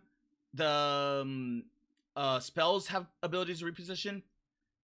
And if you decided to, like, let's say, use it as a summon token, you can do it from any like, it's, at this point it's on the field, it's a sacrifice. So you can go, I'm sacrificing this and going to here. Okay. Some characters or some cards have the ability to where if it's used as a summon token, the summon token is not lost. Like only a certain character, or vice versa. Like the character is not killed, but the summon token is removed. Okay. It like some of these cards get really funky with how they play. Okay. So let's say let's see, Scholar of the Cosmos. Mm-hmm. Let's say I got another elusive mothball here. Okay. And I got another, like, Amiya who just died.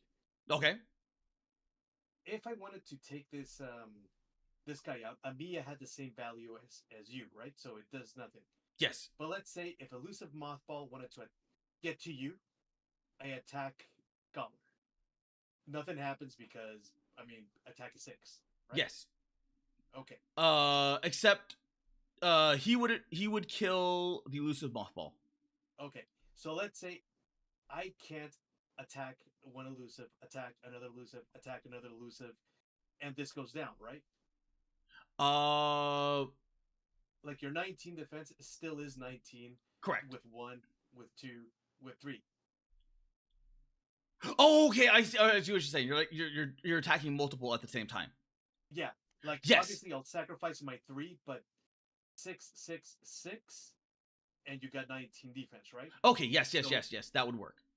Is 19 always there, or does it go down to 19 is always there. It does not. It's not like Magic where it just gets ticked away. It's just it's standard, because the reason behind that is that your damage value is gonna be you can stack damage values very quickly. Okay. So you can get like to ridiculous levels. Okay. Well, at least ridiculous levels per this game. Like, you can get to, like, plus 40. Okay, because I had something in mind, but I don't think it's going to work. Okay. So... would you like to put it into play and see if it works? I'm gonna put it just because I'll do it for another turn. But okay. I am going to summon... Bug Ume. Oh! So you see what I was trying to... Yes! That okay, yeah, okay. Yeah, if he wasn't being destroyed in one turn, yeah, that would have been really good. Exactly, because let's say first attack, nothing happens. Second attack, but it dies on the first one, right? Yeah, it dies on the first one. Okay, so it doesn't like get the chance to double attack. No. Where this would be where this would be really good is if you had someone that can take care of one, and then like Hana, like if you had the Hana that could take care of him. Yeah, and then got the little guys. Yeah, and then you go little guys, you go whack whack whack, And then you combine that with right there. Yeah, exactly. Damn. So this is all about like dealing really small chip damage, like dot dot dot dot dot dot dot Yeah, dot yeah, dot, yeah, yeah. like little tiny pokes and stabs. I think Yeah. it's one of these. Oh wait, I think it's one of these cards. Where was it? Counter cards. This one. If you deploy a bug fighter, this one is where things get stupid. It's the inverse of this. Okay. This one allows you to, as long as you're deploying a bug fighter, you place a rift token on your monarch, and at any point you can expend all rift tokens to boost the power of your bugs. Okay. So so you like, let's say you get like, you summon like, 'cause you got 3 tokens right here, right? Yeah. So at this point you would have had 4 tokens. Mm-hmm. You can if you had Disamiya, you can expend all of those tokens and give them a +4. Okay. So in which case that would destroy a lot of things. Okay, but I got no regrets. I like Hana. Well, this one's all about the chip damage. So that's like, you know. Yes. Okay, so right now I just gotta find a way to get rid of your big guys. So, I already did my damage. I could do this, but no, I like this. Okay, you know what? I'm gonna call it turn right now, because I may have a little strategy, but let's just see how your turn plays out. Okay. Yeah. All right, my turn. I will. Because of Oshi push, I'm kind of feeling like, oh, I gotta get my bits, but no. This is. That's why I said like Oshi push is like that really awesome like quick play where like you just it's very easy to get into, and it's very easy to learn, and it's like you can get like numerous games in, because it's just, you know what, I'm realizing that these two don't really have to compete against each other. No. Because Rift Runners is a deck battler, while Yes. the other one is like board game objective. Runner. Yeah, like the Oshi push is more like a board game than it is like a card battler, which is kind of cool, because it is cool. Not being like a deck battler and being more like a board game with expansions is pretty good, because you can just set it. Even if you don't get the other sets, you can just play that one set. Yeah. If you get the expansion, did you ever? I know I'm gonna make like a little tangent, and I'm sorry for. No. Yeah, that's what we're here for. So like, if you want tangent, trust me, I'm tangent. I watched Lord Mullington. I know about tangents. So yeah, what I was gonna say is, it's cool because, have you ever played Boss Monster? No. That's another one that's interesting. Boss Monster is another board game, which is it has the core game and it's got expansions, which is cool because you can just play the one board game and that's it. But Okay. you can give a little bit more flavor with the expansions, with the DLCs, which is you add more villains. It's a quote unquote dungeon crawler. But you create the dungeon. Your role is the boss monster, and you got heroes coming into your dungeon to kill you. So what you do is you send henchmen, you send traps, and the hero has to get to the end of the dungeon to get to you. You got to kill him before he gets to you, and you claim their soul. First, and it's 1v1. You're one boss monster, your opponent is another boss monster. So the first one to claim 7 souls or 5 souls, I can't remember what, is the winner. So on each turn, you got the one hero trying to get in, and the heroes are different because you got a paladin, you got a mage. So every hero runs through the dungeon in a different way. Okay.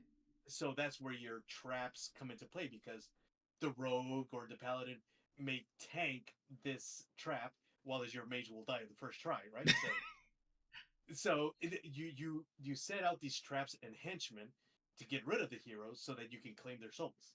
Okay. And it's pixel art dungeon crawl. It's like a platformer where every um, every cell or every grid is where you place a trap or a henchman or a blah, and it's all in pixel format. Oh, that sounds fun. That Yeah, it's sounds really like fun. It's really fun. you know what, I'm glad you brought up Boss Monster because that, you know, as soon as you reminded me of the what's it called, uh have you heard of Kingdom Death Monster? It is really good. Okay, imagine a group of survivors, and you are controlling those group of survivors, Okay. and those group of survivors will battle a monster similar to that of like Monster Hunter or Dark Souls. Okay. Okay. Okay. Okay. Okay. And then as you begin to kill each of those monsters, you get parts, and you harvest like the pelts, the claws, and everything else, and then you Okay. make equipment off of that. Okay. And that is the monster phase. You're battling against the boss. It's a co-op game, and you're battling against the boss's deck. So when you defeat the monster, you go back to your civilization, and then from there you get to build it similar to that of like a civilization builder. Rift. That.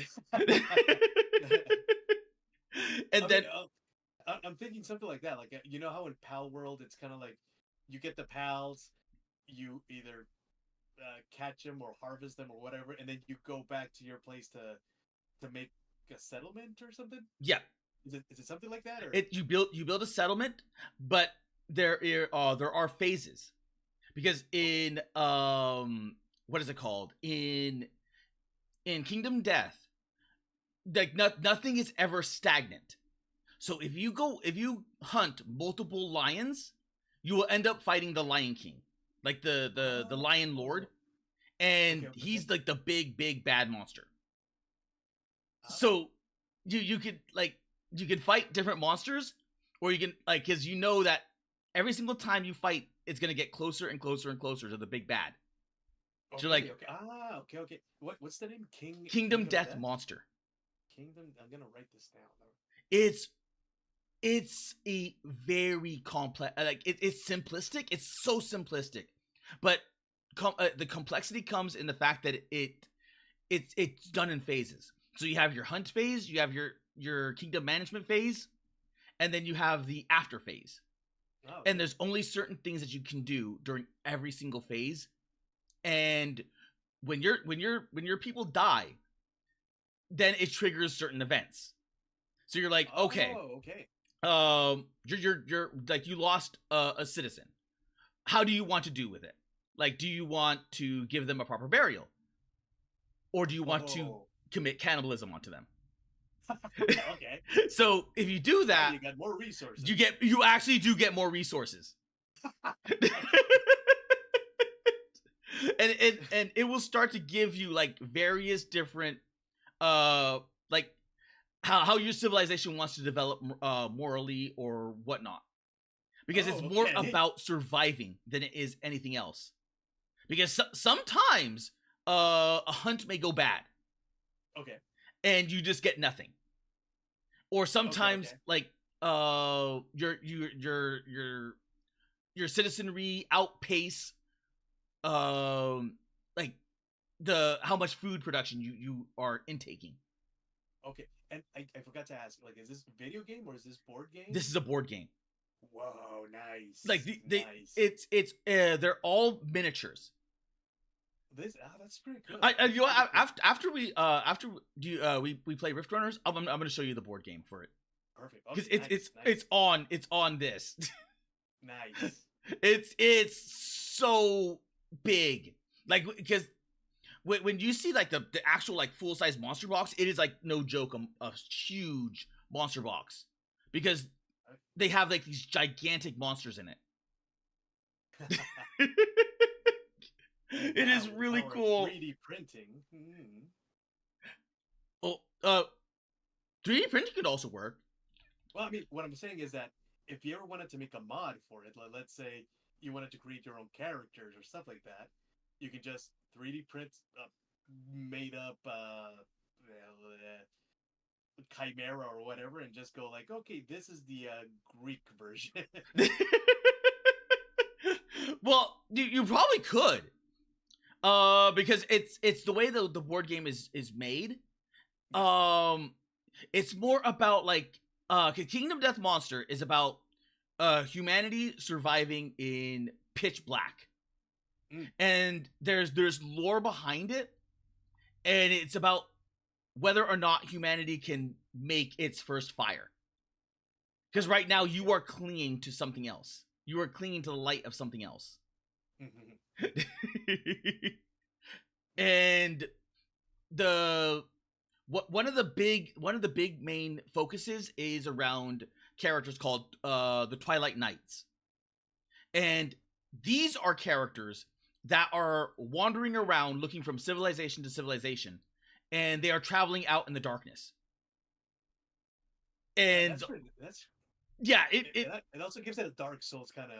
It does. It does, because their goal is to make humanity light their own torches. Yes. Yeah. And make sure that they don't cling to certain monsters, because sometimes they do. Okay. But it is. Oh, I gotta show you that game. But it takes a while to beat, or like just to play. I mean, I've done Risk Nights, so yeah, I know what it is to put in effort. No, you're not talking about hours. You're talking about like this is like a D&D campaign. Ah, okay. Oh, okay. That is how complex this is. Okay. Yes, multiple sessions. It is. I would love to play it. I've only ever played it once, and even then, I never got to get the full experience out of it. Okay. All right. Okay, let's get back. Because I was thinking, that sounds like a collab. Yeah. Otherwise, I'll start gushing about Kingdom Death. and then as I begin to gush about Kingdom Death, I'm like, I kind of want to go in, like, load up Kingdom Death. And I'm like, but then I'll lose all of this. Yeah. No worries. Like all those intrusive thoughts, I'm like, go away. Worry not. But yes, like it is definitely a collab game, because you start off with your number of heroes equal to the number of players, and then plus some. So that's where it starts to get scary. Well, Kara, you do know. Well, I mean, just to throw an idea, but I mean, you could actually like just get all the flavor members and just like go. You know what Critical Role did? I could, but at the same time, I have to find all the flavors that like board games. Oh, that's true. You know what? That's the thing. I mean, it's a shame, because I mean, I'm into video games, I'm into everything, but because from a more vintage generation, yeah, board games are kind of like they're dwindling out, unfortunately. They are on the way really out. fun. They are. Oh my god, they're very fun. But I mean, that's actually what I like about like the TCGs. Like, sure, you got your online clients, but you can actually, like, if you meet people, you got your decks, right? Yeah. Like, that's why, even though I play online for TCGs, I always try to have my physical deck with me, in case I ever do like run into someone that plays the game or anything. I got my little quiver there, like, on the ready. Oh yeah, true. Yep. And, hello there, Bray. Bra? On my Twitch. He was saying, even among board games, there's so many genres, and there is. Yeah. There is. I used to think that campaign games were just like D&D or stuff like that, but have you ever played a Pandemic?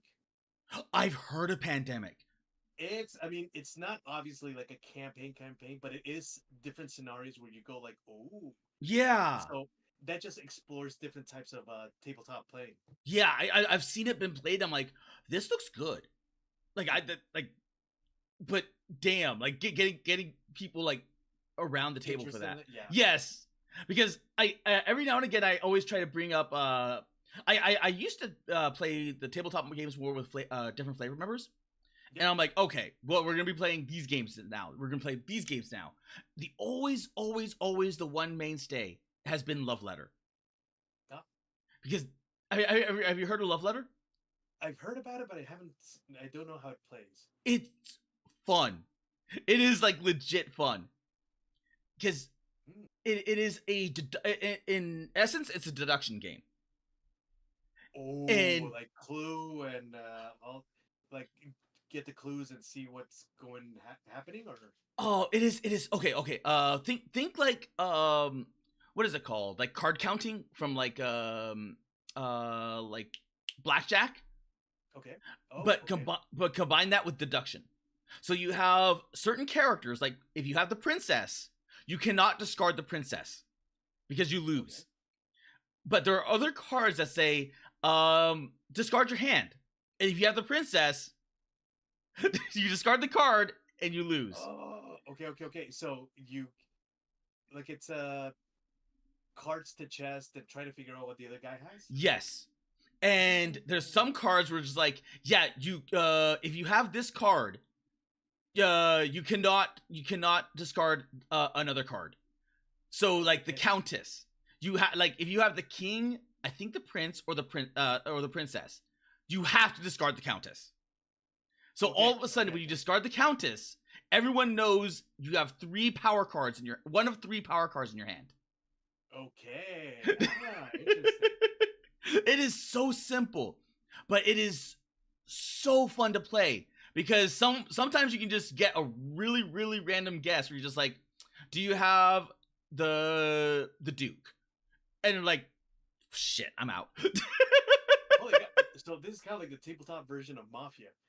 Well, I mean, I'm not sure if Mafia was the name of the game, but it's kind of like you got a group of people, they all go to sleep, the mob boss kills someone overnight, although the angel could save that person, but everyone closes their eyes, mob guy wakes up, selects a person. Look, there's obviously like the dungeon master or the campaign master. Okay. But mob boss or mafia points at a guy, goes back to sleep. Angel wakes up, points at someone to see if they can save them or not, goes back to sleep. Then everyone wakes up, and then the campaign master says, okay, this person died. Oh. So you try to figure out who the mobster is or who the mafia is. And on that awoken on daylight, it's kind of like imposter, like Among Us. Oh, okay. You reject someone. But then you can either reject the mob boss or the angel who was trying to save people. And then, it's kind of like Among Us, only in like a kid version. So what you're saying, Love Letter, is kind of that, but with cards. Huh. And trying to figure out who has this, who has that, right? Kinda, yeah. Except you only you only have like the one card in your hand. So every single time it comes down to you again to draw a card. Yeah. You have to either choose to discard a card. Well, you have to choose to play a card or discard a card. Okay. And then with that, people can actually deduce what you got in your yes. hand. Oh. And I realized how stupid I was. Because Chaco in my chat brings up a solid question. He's like, there's a general in Discord that we're in. I could just ask people in the general instead of just going to them individually. Okay.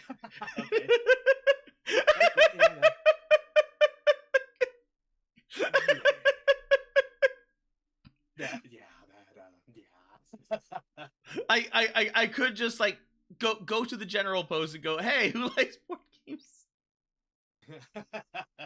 Well, there you go. On your turn, you have two cards.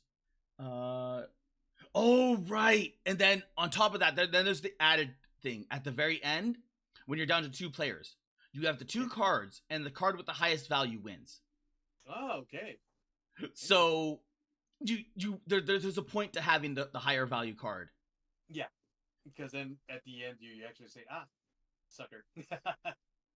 And Brea is singing Mafia and Werewolf is a classic social deduction game. The more well-known video game derivative is Among Us. So he was actually agreeing with you. It's like Among Us. Yeah. Exactly. Ooh. Man, now you feel old. Except, there is no teams in Love Letter. Exactly. Oh, okay. Whoa, interesting. I mean, you theoretically work together to eliminate someone. Yeah. It's kind of like risk and all that. Yeah. But at the end of the day, like your goal is to be the sole winner. Yeah. All right, let's see. Damn, yeah. I just realized I can really yap about board games. Same. And that's the weird thing, because I'm also like, I'm a Nintendo baby. Like, I was my first console was Atari, so I was. Oh damn. Yeah. So damn, I just aged myself. Dated myself. Damn it. It's okay. It's okay. You know what's fun? I always thought I was the old man in the room until I met Splats. No. And then now I met you, and then Choco joined. I'm like, well, okay. So we're gonna have to. I think League of Extraordinary Gentlemen can actually just go on another level. Probably. Yeah. But either way, like I delved into the whole video game era, but I still did a lot of board games. So I mean, I love games. That it doesn't matter the format, but yeah, sometimes I tell some guys, "Oh, have you ever played this? What the hell is that?" Because people haven't played it. Like, they know the modern version of, like, for instance, Mafia, which is Among Us now. Okay. But there are many other games that, oh man, they just really need a revamp. Oh yeah, I can see that. Yeah, because Splats made us play a bunch of old boomer games. It was some house mystery thing where a chandelier would drop on people. And then, okay. Then I think I know. Yeah, I think I know the game, the original one. Yeah, we played that one where you're like an inheritor and you have to be like the last one out or the first one out if you're the guy on the thing. And then there was Volcano Island. Yeah, kind of like the same. Well, the premise of getting out of the island, right? Oh, you're supposed to capture the crystal or the diamond and then run away to the dock. Oh, okay. And then the lava, like every now and again, you'll draw a lava card, and then you get to play the lava, and it's like a pebble rolls down a thing, like an aisle. It was fun. It was like legit fun, but it's old. It's old. Oh, that would have been a good play. I've got to show you that thing. I forgot what it was called. But like they did a scan of it, and you could see like the what is it called, the weird felt stuff on it, like on the board, because that's how old that game is. That it used that weird felt, that kind of plastic felt thing. It's like we played all these old boomer games, and it was just like, damn. Another one we played was like a Mario game. No, Donkey Kong. That hit. That hit. Oh. Yeah, people call it old, but to me it's still kind of like, It was bad. Well, for bad Donkey Kong games, play Donkey Kong 3. Well, no. I mean like a board game. It was a Donkey Kong board game. What? Yes.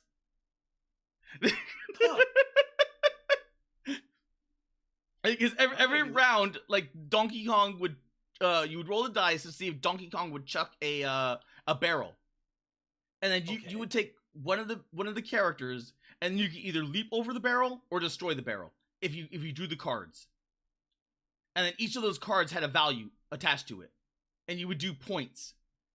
So you could rush to the end and like you get victory points for being the first one at the end goal. But if everyone is sitting there like farming the barrels, then rushing to the end is not going to help you.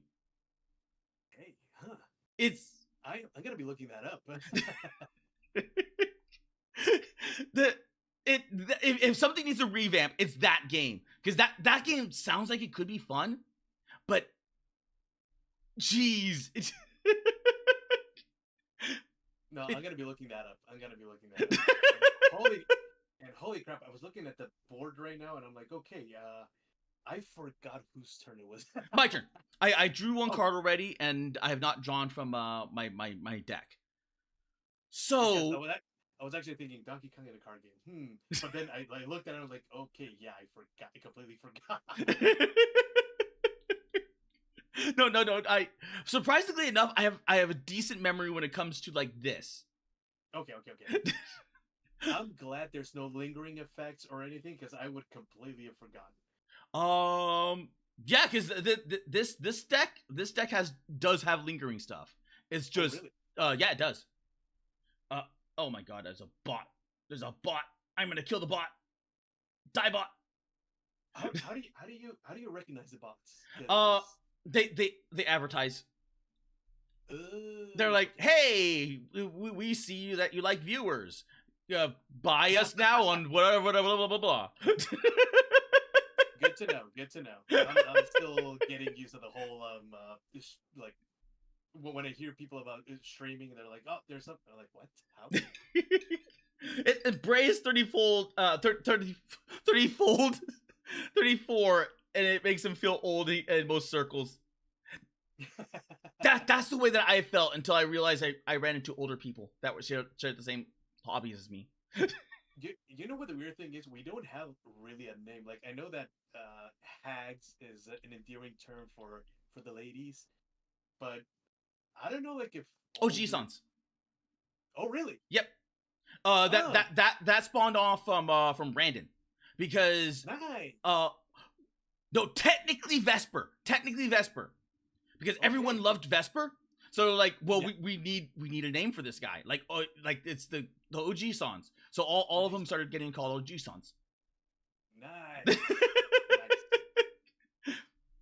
But I'm in that weird category because I'm technically a Bobby Niku, so I go with both. So you'd be like Bobby Gigi. Because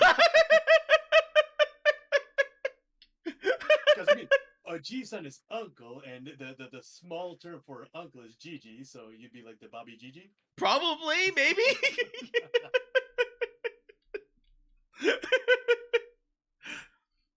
Okay. So here we go. Okay, so yeah, I completely forgot about my cards. Okay, now I know what to do in case you do something. I have to think about how I want to do this.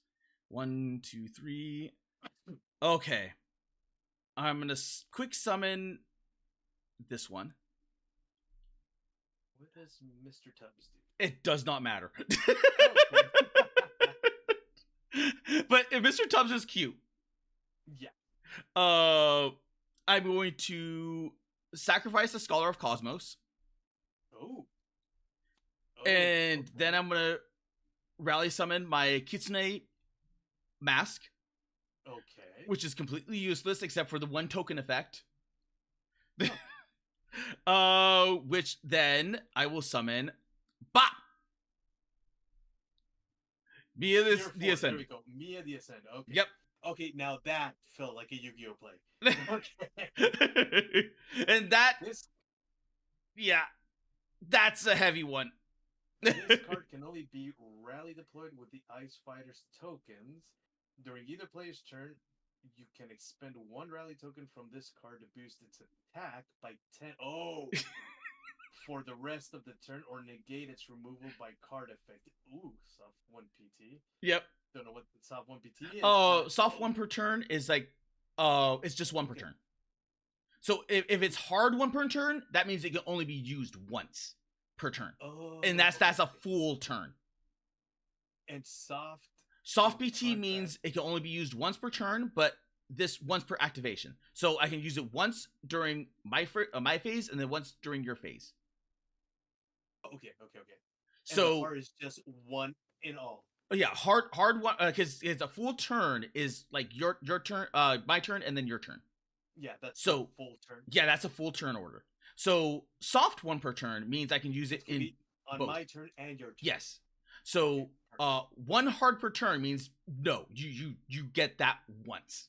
So it has to go to a complete full rotation before you can use it again. Perfect. Okay, that makes sense. That makes sense. I will now flip her into the attack. And I can't really go to attack your face because you have way too many monsters on the board. So Yuzu will now attack your mothball. Yep. So that's 28 versus your 4. Yeah. So obviously he gets obliterated. He gets obliterated, yes. Okay, so this is discard or back to Discard. Okay. Go. And then that was. And it bleeds. Yeah, it bleeds through. Right? Yep. So that was 24. 24. Okay. Woof. Yeah, because remember the rally summon. Minus 24. There we go. Ooh, and 68. Okay. Yeah, this one's gonna hurt because now it's a 7/7. So that's 37. Oh. Yeah. Now you can see why it's like it starts to get big. Because this card in and of itself is useless. It's a 0/0. But then its only purpose is to be fusioned into another card. Okay, yeah, that makes sense. Yeah, because that way it's like the equipment, right? It's like equipment, but it's an actual creature. Oh, okay. So it's technically a tier 0. So I could rally. I could like quick. If this was in here, I could quick summon. But okay, what is 0/0 going to do on the board? Yes, exactly. So it functions exactly like that. Like its only purpose is to be a buffer. Comboed, yeah, to the 7/7. Yeah. Okay, interesting. And that's Okay, good question. It's a good thing that this happened. So when you killed my mothball, yeah, it doesn't go to the second. It does not to Ume. Okay, yeah, it just goes across one. Yes. So I can't overkill into this creature. Okay, so let's say if I wanted to attack you, I gotta go through Mia, and then I can go to face instead of Mia and Yuzu. Yes. But you may want to attack this depending on the situation. Yeah. Because to get rid of, just to get rid of it. Because with the way I play, I'm just like I'd rather you like you can't attack me if you have no hands. Exactly. Yeah, I don't know. It's preferably to get rid of the units. Yeah. But I mean, I just wanted to know that it's not like what's the word? Like an obstacle. Yeah, it's not an obstacle. So that's where the columns and the lanes matter. So if this was like this, that there are monarchs that are like this. If you like that, I think it was an armchair where I said like they put one character in one column that I couldn't do anything about.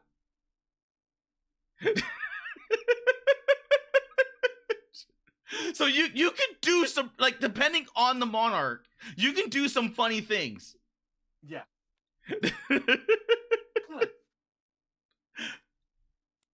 Okay. Interesting. So interesting. Okay. That's where the tactics matter, and that's where deployment matters as well. So if you know that you're going up against this character, you're like, okay, I know what your deployment is now, but if I know I'm going up against a character that's like this, yeah, now I know what I need to do to deploy. Okay. I will sacrifice my tubs Oh. to I've expended 1 rally token to buff the attack of Mia the Ascended. Oh, okay, okay. So now that's a 47. Wait, so she's got a second attack? No, that was Yuzu. That was Yuzu that attacked. Oh crap! Oh yeah, that's right. But I remember I Oh. attacked the mothball that has no defense. Yes, that's right. That's the weakness of this deck. Yeah, it's squishy. Yeah. Yeah, it's squishy. Okay. Oh. So wait, Mr. Tubbs gave you a buff of how much? As long as I expend a token. So this one I can only use it soft 1 per turn. Plus 10. Yeah, plus 10 attack. Oh, that's 47. And smack. Ah. Ume. But at least you got 18 defense. Yeah, but now my moths can't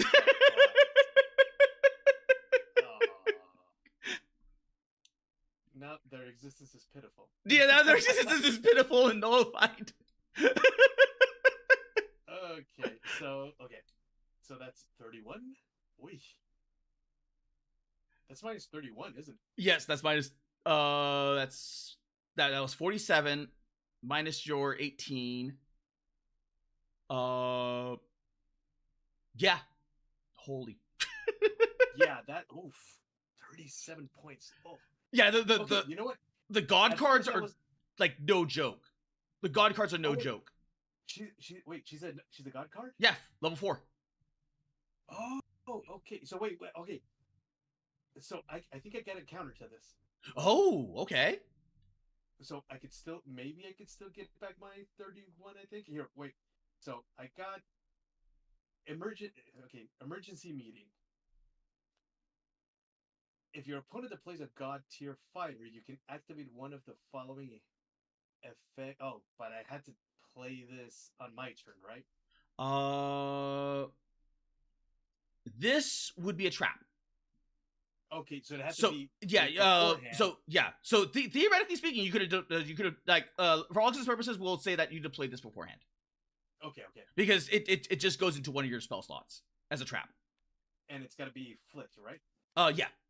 So in which case you're like, boom, I'm deploying it.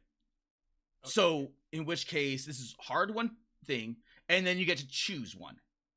So you can choose Draw one card from the main deck and one of the folder. Gain 20 HP. Okay, it's still at the 31. Or pull one action card from the void. Which you don't have anything in the void yet. Yeah. Oh, okay. So this isn't as I just kept it because it said counter, but okay. So you can either choose to draw one card from your main deck and the fodder deck, or you can gain HP. And that would have happened as soon as I summoned the god card. Okay. Well, no worries. I mean, this is just because I wanted to know what it did. Oh no, you can play it now if you wanted to. Because that would have been a trap card, so it would have been played like either on your first turn or your second turn. Oh, okay. Because the purple borders are the trap cards. Okay, so let's say you get the 31. I activate this. Yep. As a 1 hard PT, and I gain 20. Yep, you gain 20. Okay. Yeah, for this intents and purposes, just to drag out a little bit my agony. Oh, wait, That's 2.0. Okay. That's a 2.0 plus 18.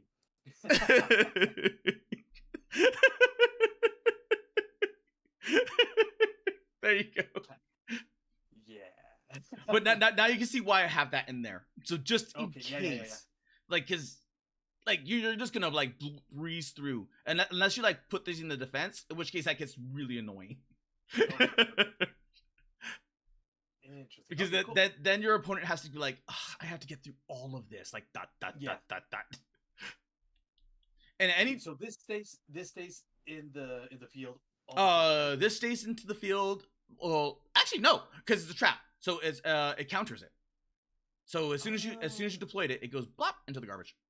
Okay, perfect. Okay. Nice. All right, it's now your turn. Okay. Yeah, this is gonna be a little hard to maneuver. But at least I'm at halfway and not all the way down. Yeah. So, okay. Also, Chaco says he feels that Geezer might be appropriate. Geezer, yeah, Geezer. Yeah, I originally thought it was gonna be Geezer or Codger, but Codger. yeah, I got Oji-san better, but yeah, Codger is kind of like the Geezer on the Geezer term. I kind of like those ones because they're like, hey, the old codger. Yeah. Hey, geezer. Yeah. Although we gotta have a Mollington say it because in the British accent it would be, oh, look at that codger there. I wonder how you pronounce geezer. Giza? It's Geezer. Oh, so like, oh, that good old Giza. Geezer. Yeah. Gotta tip the hat to the old codgers, because yeah, gotta snick us in a bunch.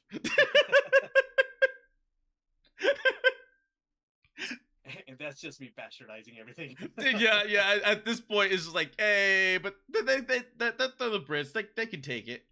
Yeah, Stiff upper lip and all that. for all the Spanish speakers, pinche viejo. So yeah, pinche ruco. Which I mean, ruco is kind of like a way to say old guy, but it doesn't sound as harsh. Like hags, I think that the translation could be ruca. Oh, yeah. I can have fun with that. Yeah. Just calling all the RV tubers ruca. Yeah. You're using the R word. But we could do it in with endearment, with the little ita, the ruquita. La ruquita, el ruquito. I don't know how many Spanish speakers are in your audience, but maybe they I actually have quite a few. Oh, nice. Well, you guys know what I'm talking about.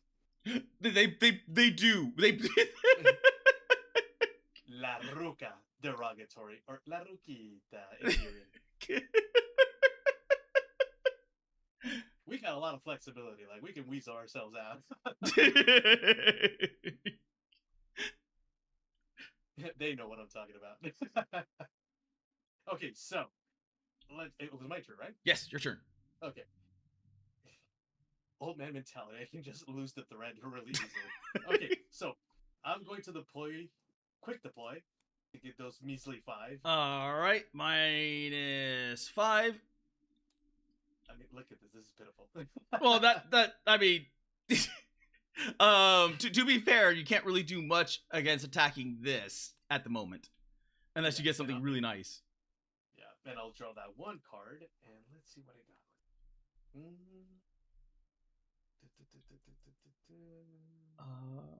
Oh, okay. I think I could do this. Okay. Oh? Okay. I think I can use this. Yes. Okay. So I am going to. Oh no! But I got.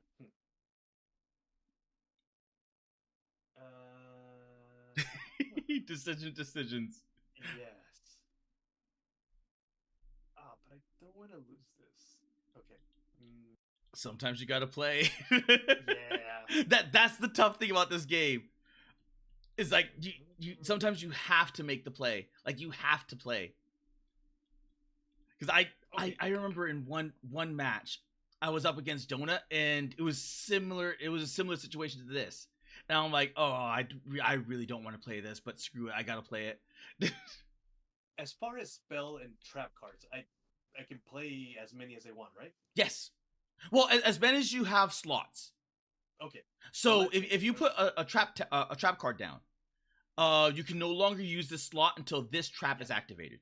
So which means you are now down to 1. I'll put this trap over here. Okay. And I will use this other one. Okay.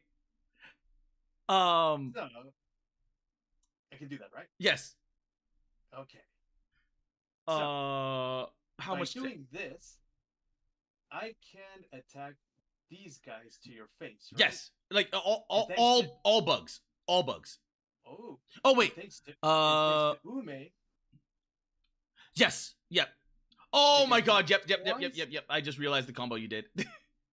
Yes. So obviously, little elusive mothball will attack 6 to you. So that's 12 because you have two mothballs. Yeah, 12, 24, and then she can attack. No, but she's not a tier 0. So it's 24 to you. Yeah, 24 and to Ume, I minus can't really do anything. 24. Ouch. But now you can see where this deck starts to add up. Now, like, cause this is the chip damage one. So now imagine if you had a Mia. Yeah, which is more like a chunkier version. Yes, because she boosts attack. So you're like, okay, you know what? I'm gonna expend all my dice or like all my tokens. I'm gonna give them a +6. Yeah. And then you can have some real fun with that. This card. Okay, I can't really do anything to your.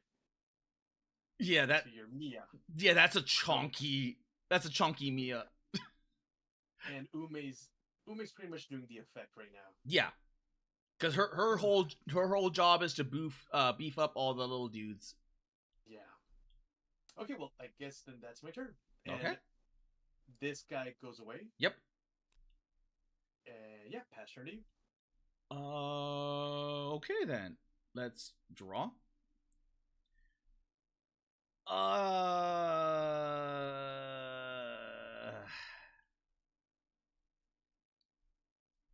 This 1, 2, can't do that. Let's see. Face up Warfighter. You are tier I had to think about that one for a minute. I'm like, you're tier 2. I can only summon up to tier 3. I don't want to sacrifice her. That's for certain. Also, did I mean, you theoretically could put her in defense. If right. Yeah, because she just triggers her effect. So I keep forgetting that. Okay.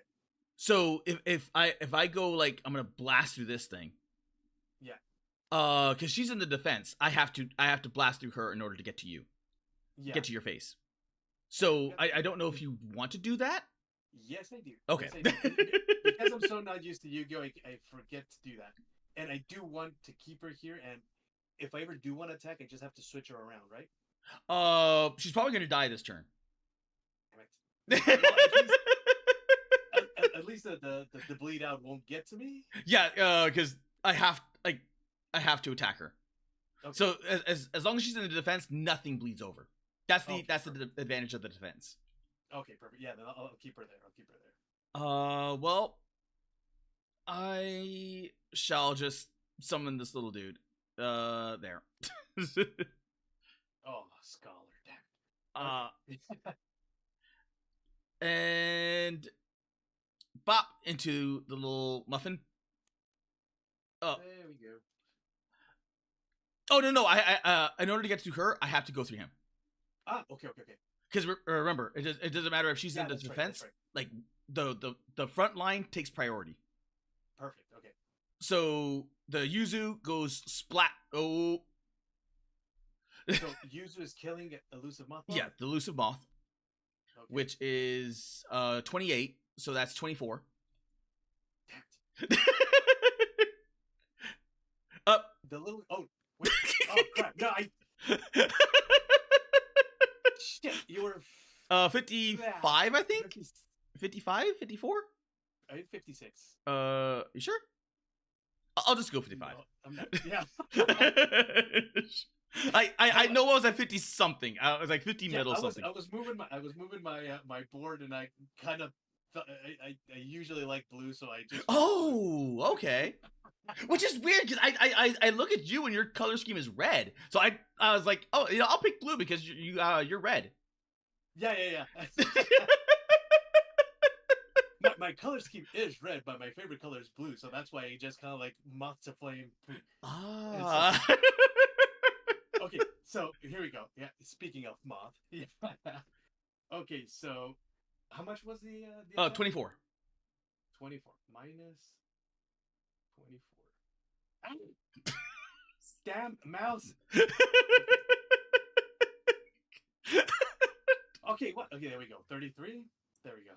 Okay, and then the Mia into the defended Ume. That was defended. Yeah, that was in defense. So nothing bleeds over. And it's your turn. Okay. Damn.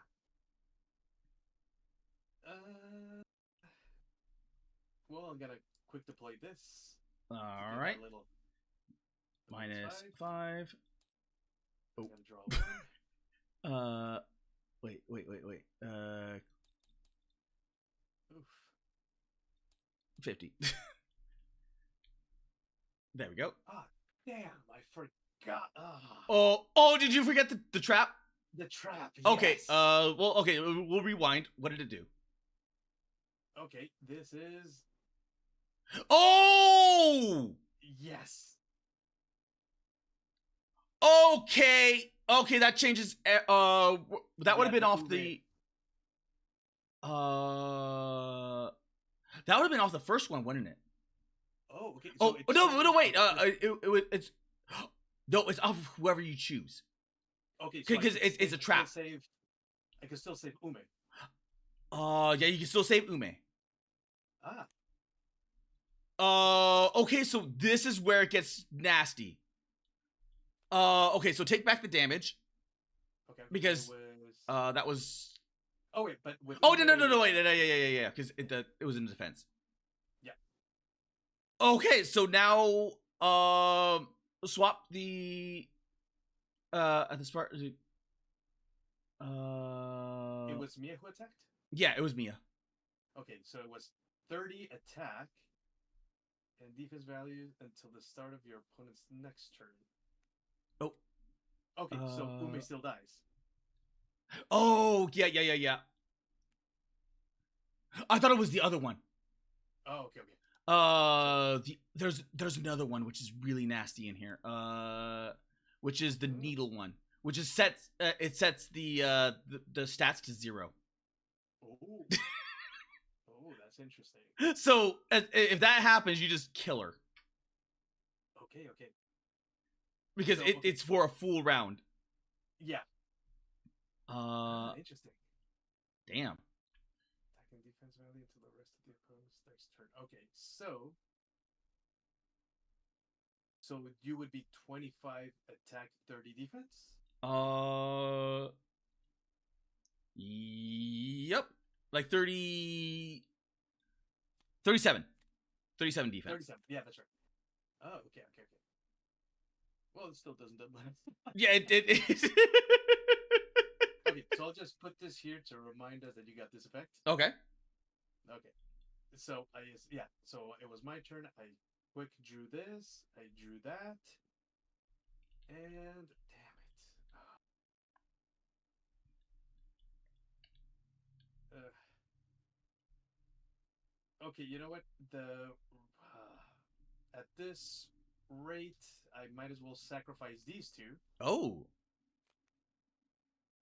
To bring down Amiya. Oh, okay. Yes. Oh, okay. With that, I will also set up a trap, which I will remember this time. And that would be my turn. Yeah, she's not strong enough to kill Mia. Yeah, no, not yet. Because right now everything's inverted, right? Your defense is. Yeah, the defense is inverted. Because you could have if it wasn't for this, you actually could have killed her. But you still can attack someone else. Oh, that's right. I can kill Cosmos. A Scholar, right? I will attack Scholar. All right, the Scholar is dead, and you are 27 versus my 19. 19. That's So it bleeds over 8. minus 8. Bop, 42. Perfect. See, even this, like this right here, is still It's still a close. reachable. Yeah, it's still a close game.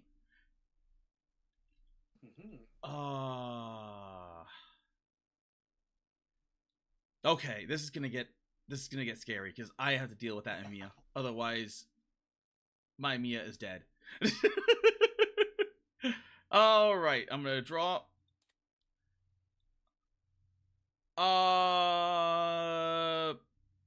You know what? I'm gonna draw,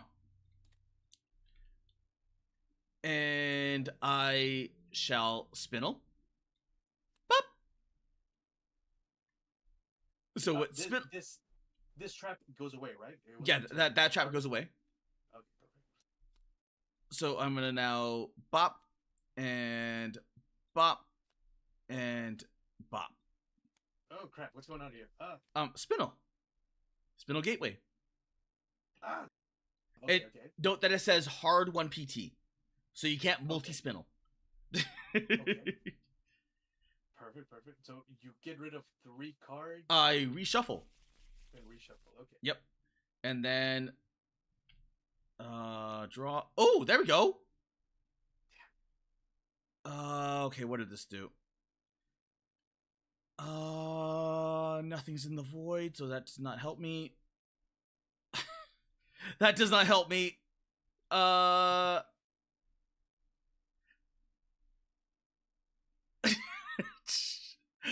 what? Would you give me 2 minutes here while you plan out your attack? Yeah. Yeah. 1 second.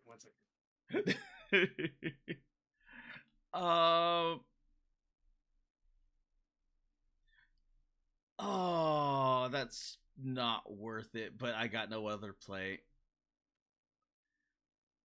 Bop, and then bring back the dude. And then there. There we go. I'm back. Welcome back. Yes. Oh man, it looks like I might just have time for 1 game. Something popped up. Oh, okay. But I'm still good. Like we still got time and everything. I just wanted to do a second game, just the learning one, and then the actual real game. Yes. Yes. Oh, okay.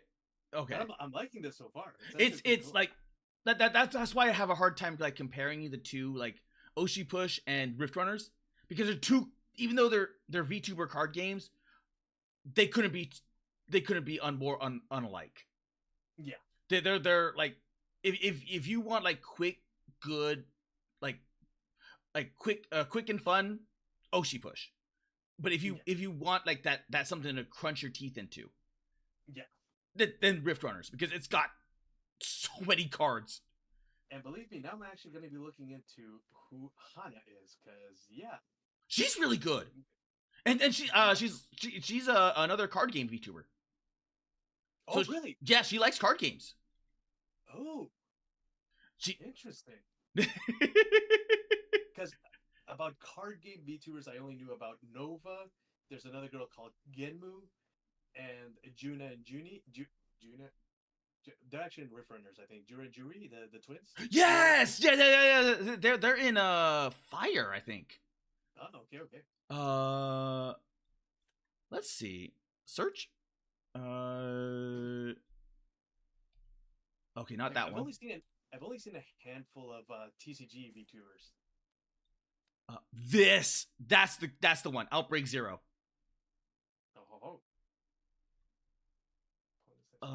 Oh, okay. Ooh. Oh, that's a nasty card. It's really good.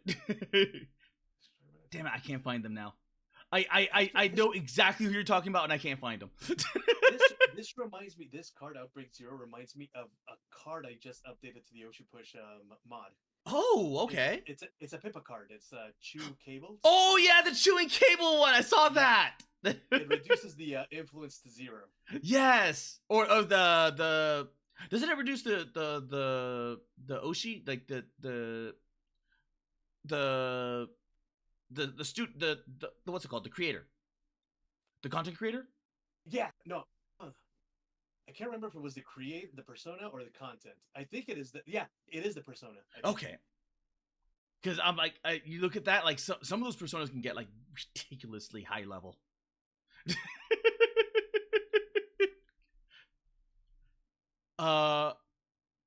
But I can't find them. I know they're here. They're in a fire deck because they're fire. I just can't find them at the moment. Oh, maybe if I go into the fire cards themselves. Flame Class Gwen. Where are you? I know you're here somewhere. Oh God, where are you? I got him. The only bad thing is that there's so many cards. Oh, Yuna. There's one of the twins. Yes. And then Yuna, yeah. Then the other twin was somewhere else. I was gonna say Yuri, but I think that's another word.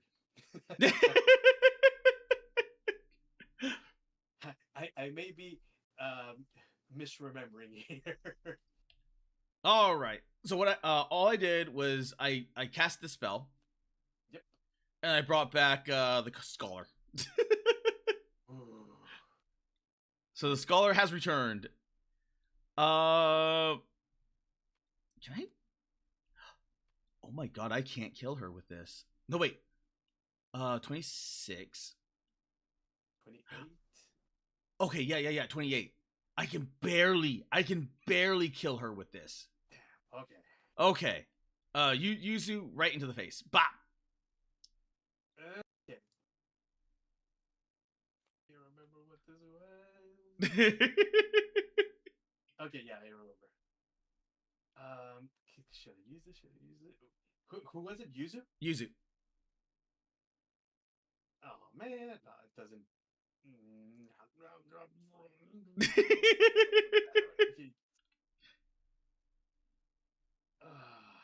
Yeah, it doesn't matter. Okay, yeah, she did. All right, and then Stampede. Attack. It. Okay. That's how much? 37. Yeah, 37. Oh, and that's a game. You know what? It's pretty good. It's It's as I said, like as a yeah, as a deck battler. There we go. As a deck battler is pretty good. And you were still learning, so you know when you play like this a little bit more, you get to realize like all the different combos that you can do, and it's just nice. Like this little bug deck has so many stupid combos. The only problem is with this one deck is that it has a problem dealing with these big guys. Yeah. So all it can do is just kind of neuter them and buy out time against them. You know what? That's a really balanced way. Like right now, I'd have to see the rest of the cards, but I mean, you made this deck, right? Yeah. You can go into here and search. Yeah. And you get to see them all. So it's not like they're not like starter decks or like. No, this is not a starter deck. What I'm using right now is a starter deck, and this starter deck is pretty good. Okay, because that's the thing. Like, and this, I'm actually making a video about this. Well, in Spanish, but I'm going to be subtitling it. Okay. It's about net decking, because a lot of people, and that's one of my gripes with Yu-Gi-Oh. Okay. When you got like a deck list that everyone uses because it's the way the deck works. Okay, fine. Yeah, I get it. But I'm more of I'm more of the skill comes from the pilot. Oh, yeah. Because usually like your tempo's different, right? Like that's how, like depending on the game, my tempo's different. Like I'm not always mill. I'm not always tank. I'm not always aggro. So depending on the card game dictates how your playstyle can go. Yes. So, I mean, I think it did pretty good with a borrow deck. Yeah, you actually did really good. Because I especially with like once you realize like the combo with Ume? Yeah, Ume. Like Ume right there, like you need to plate her right, like right here, because you don't want anyone like smacking into her. Yeah. So you're like bop bop. So if you just had like a little bit more, like if you got where is it? Search. Where's the Froggy one? Where's Froggy? There she is. There's Lily Hops. Boop. Deploy one tier 0 bug lore fighter from your hand to and unify this card to. Oh, okay. While unified to a tier 0 bug fighter, its base. Ooh, attack is doubled. Interesting. So now imagine that. This doubled, attacking twice. Yes. Nice. So that's what I'm talking about. Is like you can quick deploy from your hand and then unify this to it. Yeah, with this card, the action Pestilence Wave. Like you like there's so many things. So you actually start to unify every because this counts as another summon. That's one of those ways around it. Okay. So you can start to summon like if you don't have if you have like a tier 0 in your hand, and then you can just go bop. And then I may be asking for your deck list on this one, and maybe I'm gonna be looking into the other cards to see how I can actually like tweak it to my playstyle. Here, let me just let me a bug deck right there. There you go. So all you do is just click on that, go to save object, okay, and then just name it as Kara's bug deck, and then you could just like modify it from there. Oh, perfect. Let's see. Save object.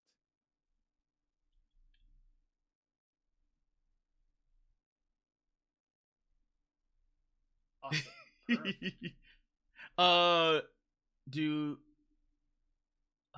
Was it this one?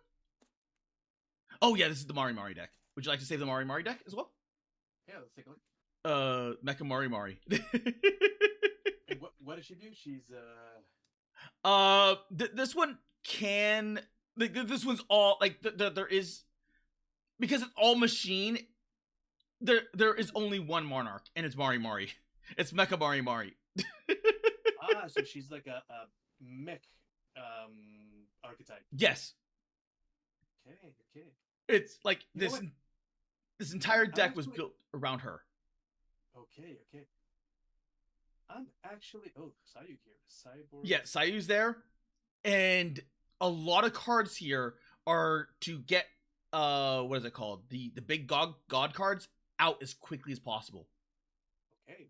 So it's just there like boom, like big piece, boom, big piece, boom, big piece. And like deal with that. Okay, so she's damn, there's an expression in Flesh and Blood. She's go tall deck. Yes. It's either go big or go home. Yeah. Like it's like the Sayus are gonna be your best friend because you can summon them fast. But the meat and potato is going to be what was her name? She got right here. Sevi.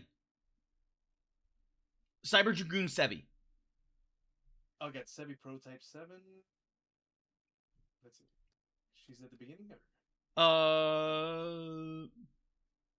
well, I know there's another Sevi, but it's not Sevi Prototype 7. It's Cyber Dragoon. She's the red card. She's riding her Cyber Dragon. Oh, yeah.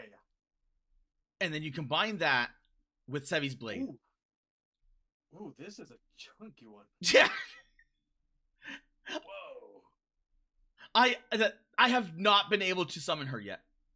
Only because the Sayus usually deal with things very quickly. Okay. Yeah, okay. Because you can summon Sayus fast. You know what? I might be save object. Let's put this back into the bag so that way you have everything. Boop. I'm actually curious how Mari's gonna move forward now that she's an invader. I mean, technically, I think oh god, why can't I remember her name? Chibi Doki. I think she's already in like several card games already. So there's Oh really? Yeah, I think there isn't a conflict of interest. They're just like using her as a character, I think. Oh, so that it's not like Rift Runners has them tied down to the game. No, they Interesting. just they're just asking for people to use them or like use the thing, like Okay, use their okay, because likeness yeah, as a card. yeah, Whereas okay. I don't believe there's any like kickback on the back end, but I don't know. Like a revenue split or what have you. I don't think so. I think it's Oh, just like, hey, we're gonna give you the we're gonna make the card and then we're gonna make you a card. It's not like V card where okay, yeah, yeah, yeah. Where you they're know, tied down to the company. yeah, Yeah, because I was actually like, oh, this is gonna be an interesting because I mean, as a Phase fan, yeah, I love that Mari's in Phase, but then I was like, okay, well, she's with Mythic, with the agency, and plus she was on Rift Runners, and Oshi Push has been working with Phase Connect for the first wave. yep. I assume that they'd be thinking about doing other waves like Gen 2, maybe Invaders. So I was like, if they get to Invaders, that's going to be an interesting an interesting situation. Well, But no, I mean it's good that they don't have them tied down. no. They're they're very like Rift Runners is very good about that. Like they don't like lock them down because they know they're a very different card game, and it's I mean, as you can see, like it's hard to get people into it because they're thinking of like a VTuber card game. They're not thinking of like Rift Runners. Yeah, yeah, yeah, yeah. So it's like getting that initial like the initial foot in the door is Rift Runner's main problem because Oshi Push like it has no problem getting people to play it Mm-hmm. because it's like it's simple. It's like three levels that you can play on. The deck is like the board is simple. And then you look Yeah, at yeah, this yeah. and it's a much more complex and you're like, so You know what? I think it's more into the as you said, like the playmat. yes, It's more intimidating because of the X's and the grids and yeah, everything.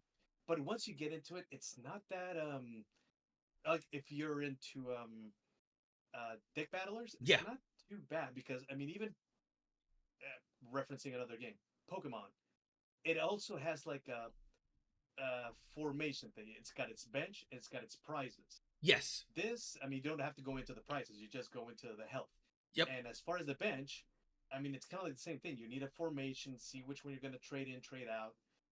So I think the X's is what's could be a deterrent for newcomers because they're like, what is this? yeah, But I mean, as long as you understand it's, oh no, this is just like your handicap because of your monarch. yes. That once you get around that, I'll get.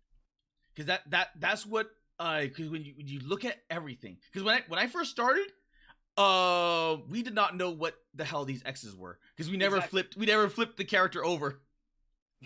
Yeah. And we got news from the dev. It's like every single person that's played this never like they flipped the character over and they never put two and two together that they're supposed to put the what's it called in there. Yeah. Hey, well, you know what, Carrot? Thank you so much because I was a little skeptical of trying it out, but and because of that, because of how the board looked like. But no, it's pretty fun. Yeah, It's pretty fun. because it just gives you so many ways that you can deal with things. So Yeah. you don't have to deal with the character. You can just go. I have an open lane here. Smack, smack, smack, smack, smack, smack, smack. Yeah. But like then if you're not dealing with this character, it's like what was that? Like 37 damage. 37 Yeah. damage, Yeah. 37 damage, 37 damage. Like eventually you have to go like, okay, how much do I want to like smack versus deal with this? Mhm. It gives you like a lot of like strategic stuff to deal with. And all of these, like for instance, where was it? Earth and Idol. Search. There's a rampart in here. Where is that rampart? There. Pop.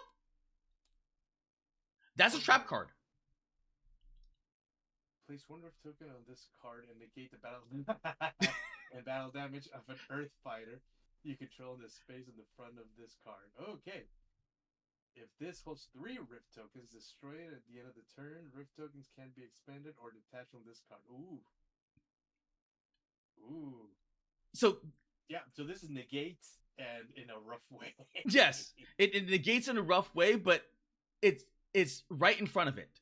So it's Yeah. directly in front. So know how this was as a support. So this is where you Yeah. want your, like, in this case with this rampart, you're like, okay, I can put something strong here and just start attacking face because it's this rampart's gonna block it. Yeah. Pretty much. And then in conjunction with this card right here, which was, oh god, where is it? Ah, there we go. Unstoppable Charge. That's where it starts to get, like, you start to snowball. This deck. Okay. Oh, cannot self-stack. Yeah, that'd be, yeah. This deck always scares the crap out of me whenever I go up against it, because this rampart with that card is just like, you have to deal with, like, it doesn't matter, like you have to deal with it. Yeah. And there's that's just this deck. This is which deck? This is Earth and Idol. Earth and Idol. Okay. Yeah, Earth and Idol. But this one right here is and it has, what's it called? Ren in here. Ren, there we go. So you have Ren, Herodotus, and I don't know her. I do not know her as a VTuber. Aki, the Shiva and Maid.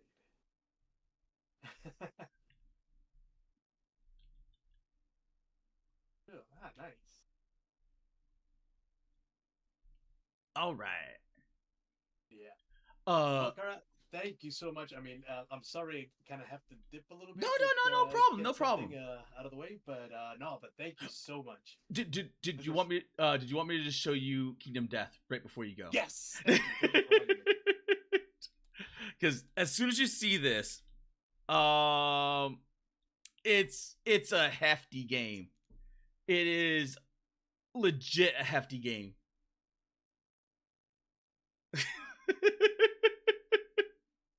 Whoa, the loading says it all. Yep. Whoa.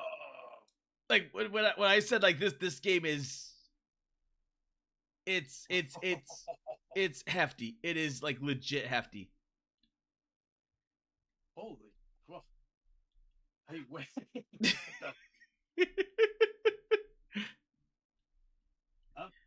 And so many things going around here. Okay. Whoa.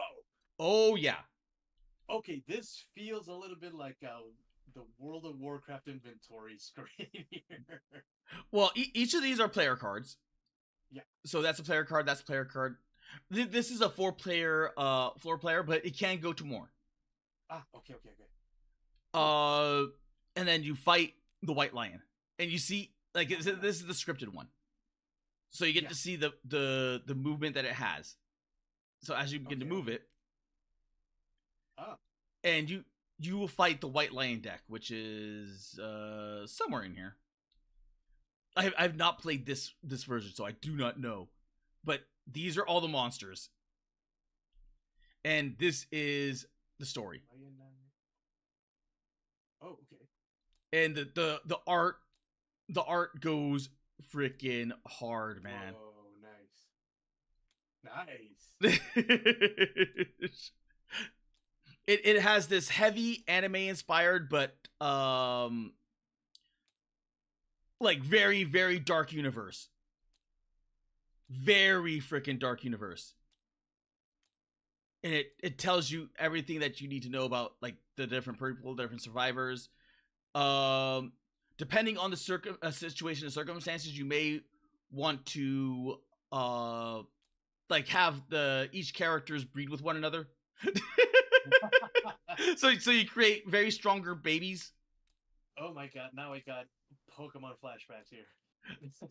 And like so you can start naming them like Link and Zelda will breed to create a mage. Nice. And it's just such a big game. Like there's injury tables, there's random like there's so like the complexity here is so much. And then you have like the weapons, the just everything. Huh. Like there's just Survivors. 1, 2, 3, 4, 5, 6. Whoa. yeah, there's a So it lot. goes up to 20. Uh, Nice. yeah, it's a lot. It's so much. So theoretically, if you wanted to, you could start with a full roster of 20. There's nothing there preventing you from not starting off a roster with 20. Holy crap. And Uh, so, this gives permadeath another meaning. yes, this gives permadeath another meaning, and then on top of what the problem is, if you go with 20, you start to run into food issues. Yeah. Yeah. But if you go less, yeah, if you yeah, unless you go with like cannibalism. But if you go with less, yeah. then when your heroes die, when your characters die, it becomes that much more. Because you have less people to play with. Yeah. Holy crap. And there's so much complexity to this. I like the miniature of the lion on the 4 characters here. It's kind of like whoa. Oh wait, no, that's it gives it a nice yeah, no, it's pretty cool. It's pretty cool.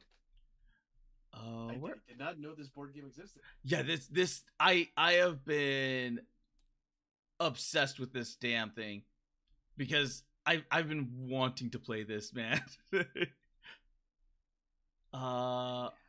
But damn, it like getting a group together. This is yeah. I could see that because I mean, yeah, it'd have to be like more than a couple of hours to like. Yeah, it's more than a couple nice hours, yeah. And then spread out across numerous sessions. This in of itself is like a D&D campaign. Yeah. Except you're only fighting the one monster. I don't know how to summon. That's the Slenderman archive. Oh, never mind.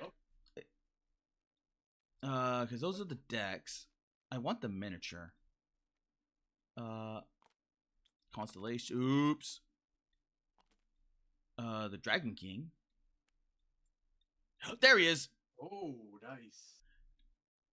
Yeah, and you can like look at like this is actually to scale. So if you look at the dragon versus Survivor. Yeah. Whoa, nice. These are not small miniatures. These are really big. Yeah, that does feel like a D&D. Yeah.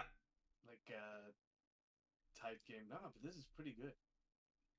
Nice. But this is called Kingdom Death Monster. Kingdom Death Monster. Nice. Okay, yep. Cool.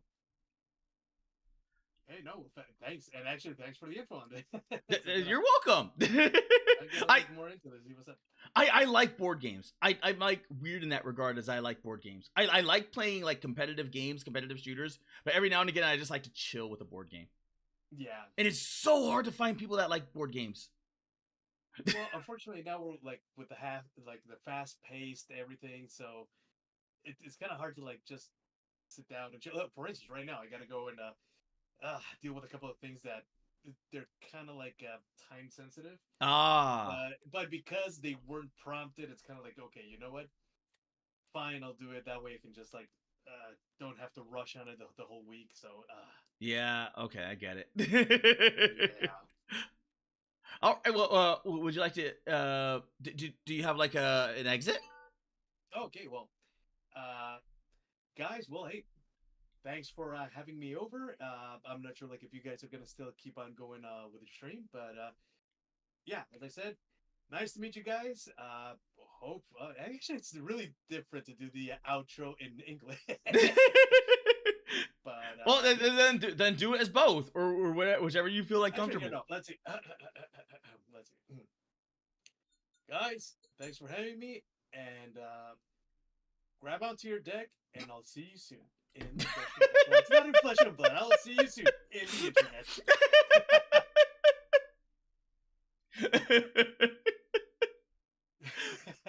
Or something to that effect. No, but Carol, thank you so much for having me over. And Thank you. It's actually good to teach someone riff runners, because most of the time I get lost on the on Oshi push when teaching people. Yeah. It's like 2 hours later, like Oshi push, like I don't have time for riff runners. I'm like, shit. No, but you know what? It actually after playing it, yeah, I could see why it takes a little bit more time because yeah, there's like little being a combat game. I could see how you do need to take a little bit more time Yes. because there are the little like key things that you need to look into. But no. Whoever's interested in trying the game, just save yourself a little bit more time. It's no, it's fun. You know what? And this is way better than Yu-Gi-Oh. Even though Yu-Gi has more time, I think it's a little bit more It's new player friendly. yes, it's new Than player Yu-Gi-Oh is. friendly, and it's just fair because they actively update everything. So they realize, oh yeah, we shouldn't have this. Then they patch it out. And Yeah. because that's one of the main things is that they release it into the what's it called, the digital one first, so that way people get to play test it. Yeah. And then they make the card. Oh, So then okay. by the time they make the physical version, it's already in its finalized form where everything's balanced. Okay. Ah, okay. Hey, that's pretty cool. Yeah, they're really good about that. Well, I mean, it's good in a way that they also involve the audience to take part of it. Yeah, because you never know how other people are gonna think. Like the devs could be thinking like, okay, this is how we intend for it to use played. Yeah, and sometimes you don't see the forest for the trees with Yes. little like combos or little stuff. Yeah. Like Because as a TCG player, like you can say, "Oh, I can do this," and then the devs are like, "What?" yeah. Like well, like Balls' favorite thing where you card mull. Like you just like Yeah. whack the person to get like, oh yeah, I don't care because I'm just gonna like your card pool is now being expunged. Yeah. And you just like, Nice.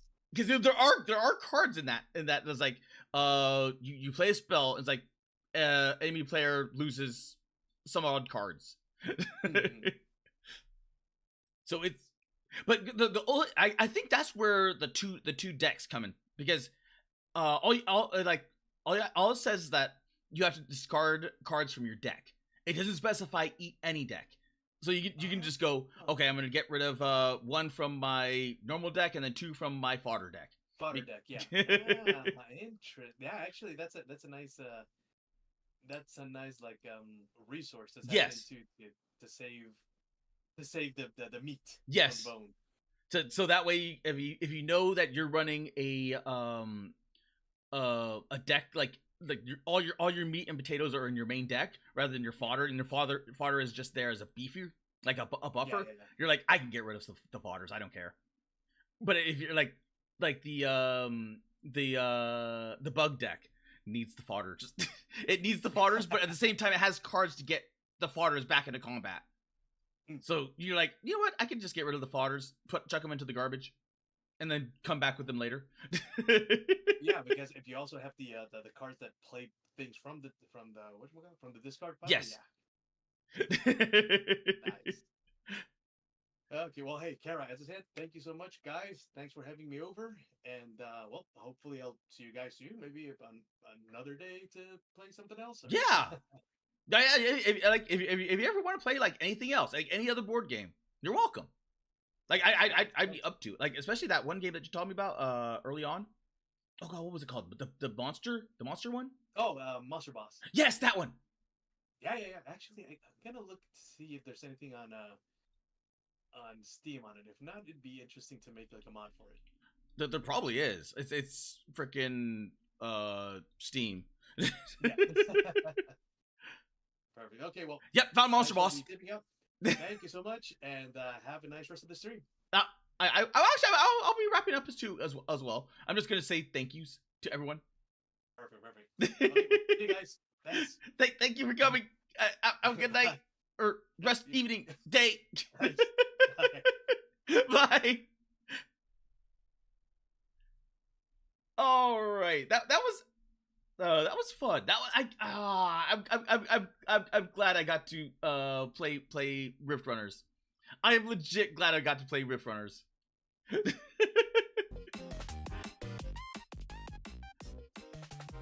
I'm also like legitimately surprised like how much because I know that hero plays a lot of TCG. I did not know his like knowledge of board games, so that could be like a lot. I wonder if he'd be into like tabletop war games. Huh? I've got to ask him. I should have asked him, but I got to ask him about that. So a short stream today, but if anything, that's probably for the best because I recently had a blue screen of death, which killed my thumbnails. I had thumbnails in the make. And then the blue screen just like memory dumped everything and I lost all my work. So I have to remake all my thumbnails again. So I lost a day.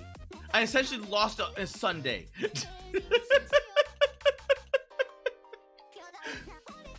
So on Twitch, thank you Bray. And on the YouTubes, thank you Amanda Splash, thank you Jinx, thank you Pillow, thank you Deadmac, thank you Sino. Thank you, Gwen. Thank you, Choco. Thank you, Darren. And as always, Otsu Kara. Karao? Oh, I might as well just face roll the dick.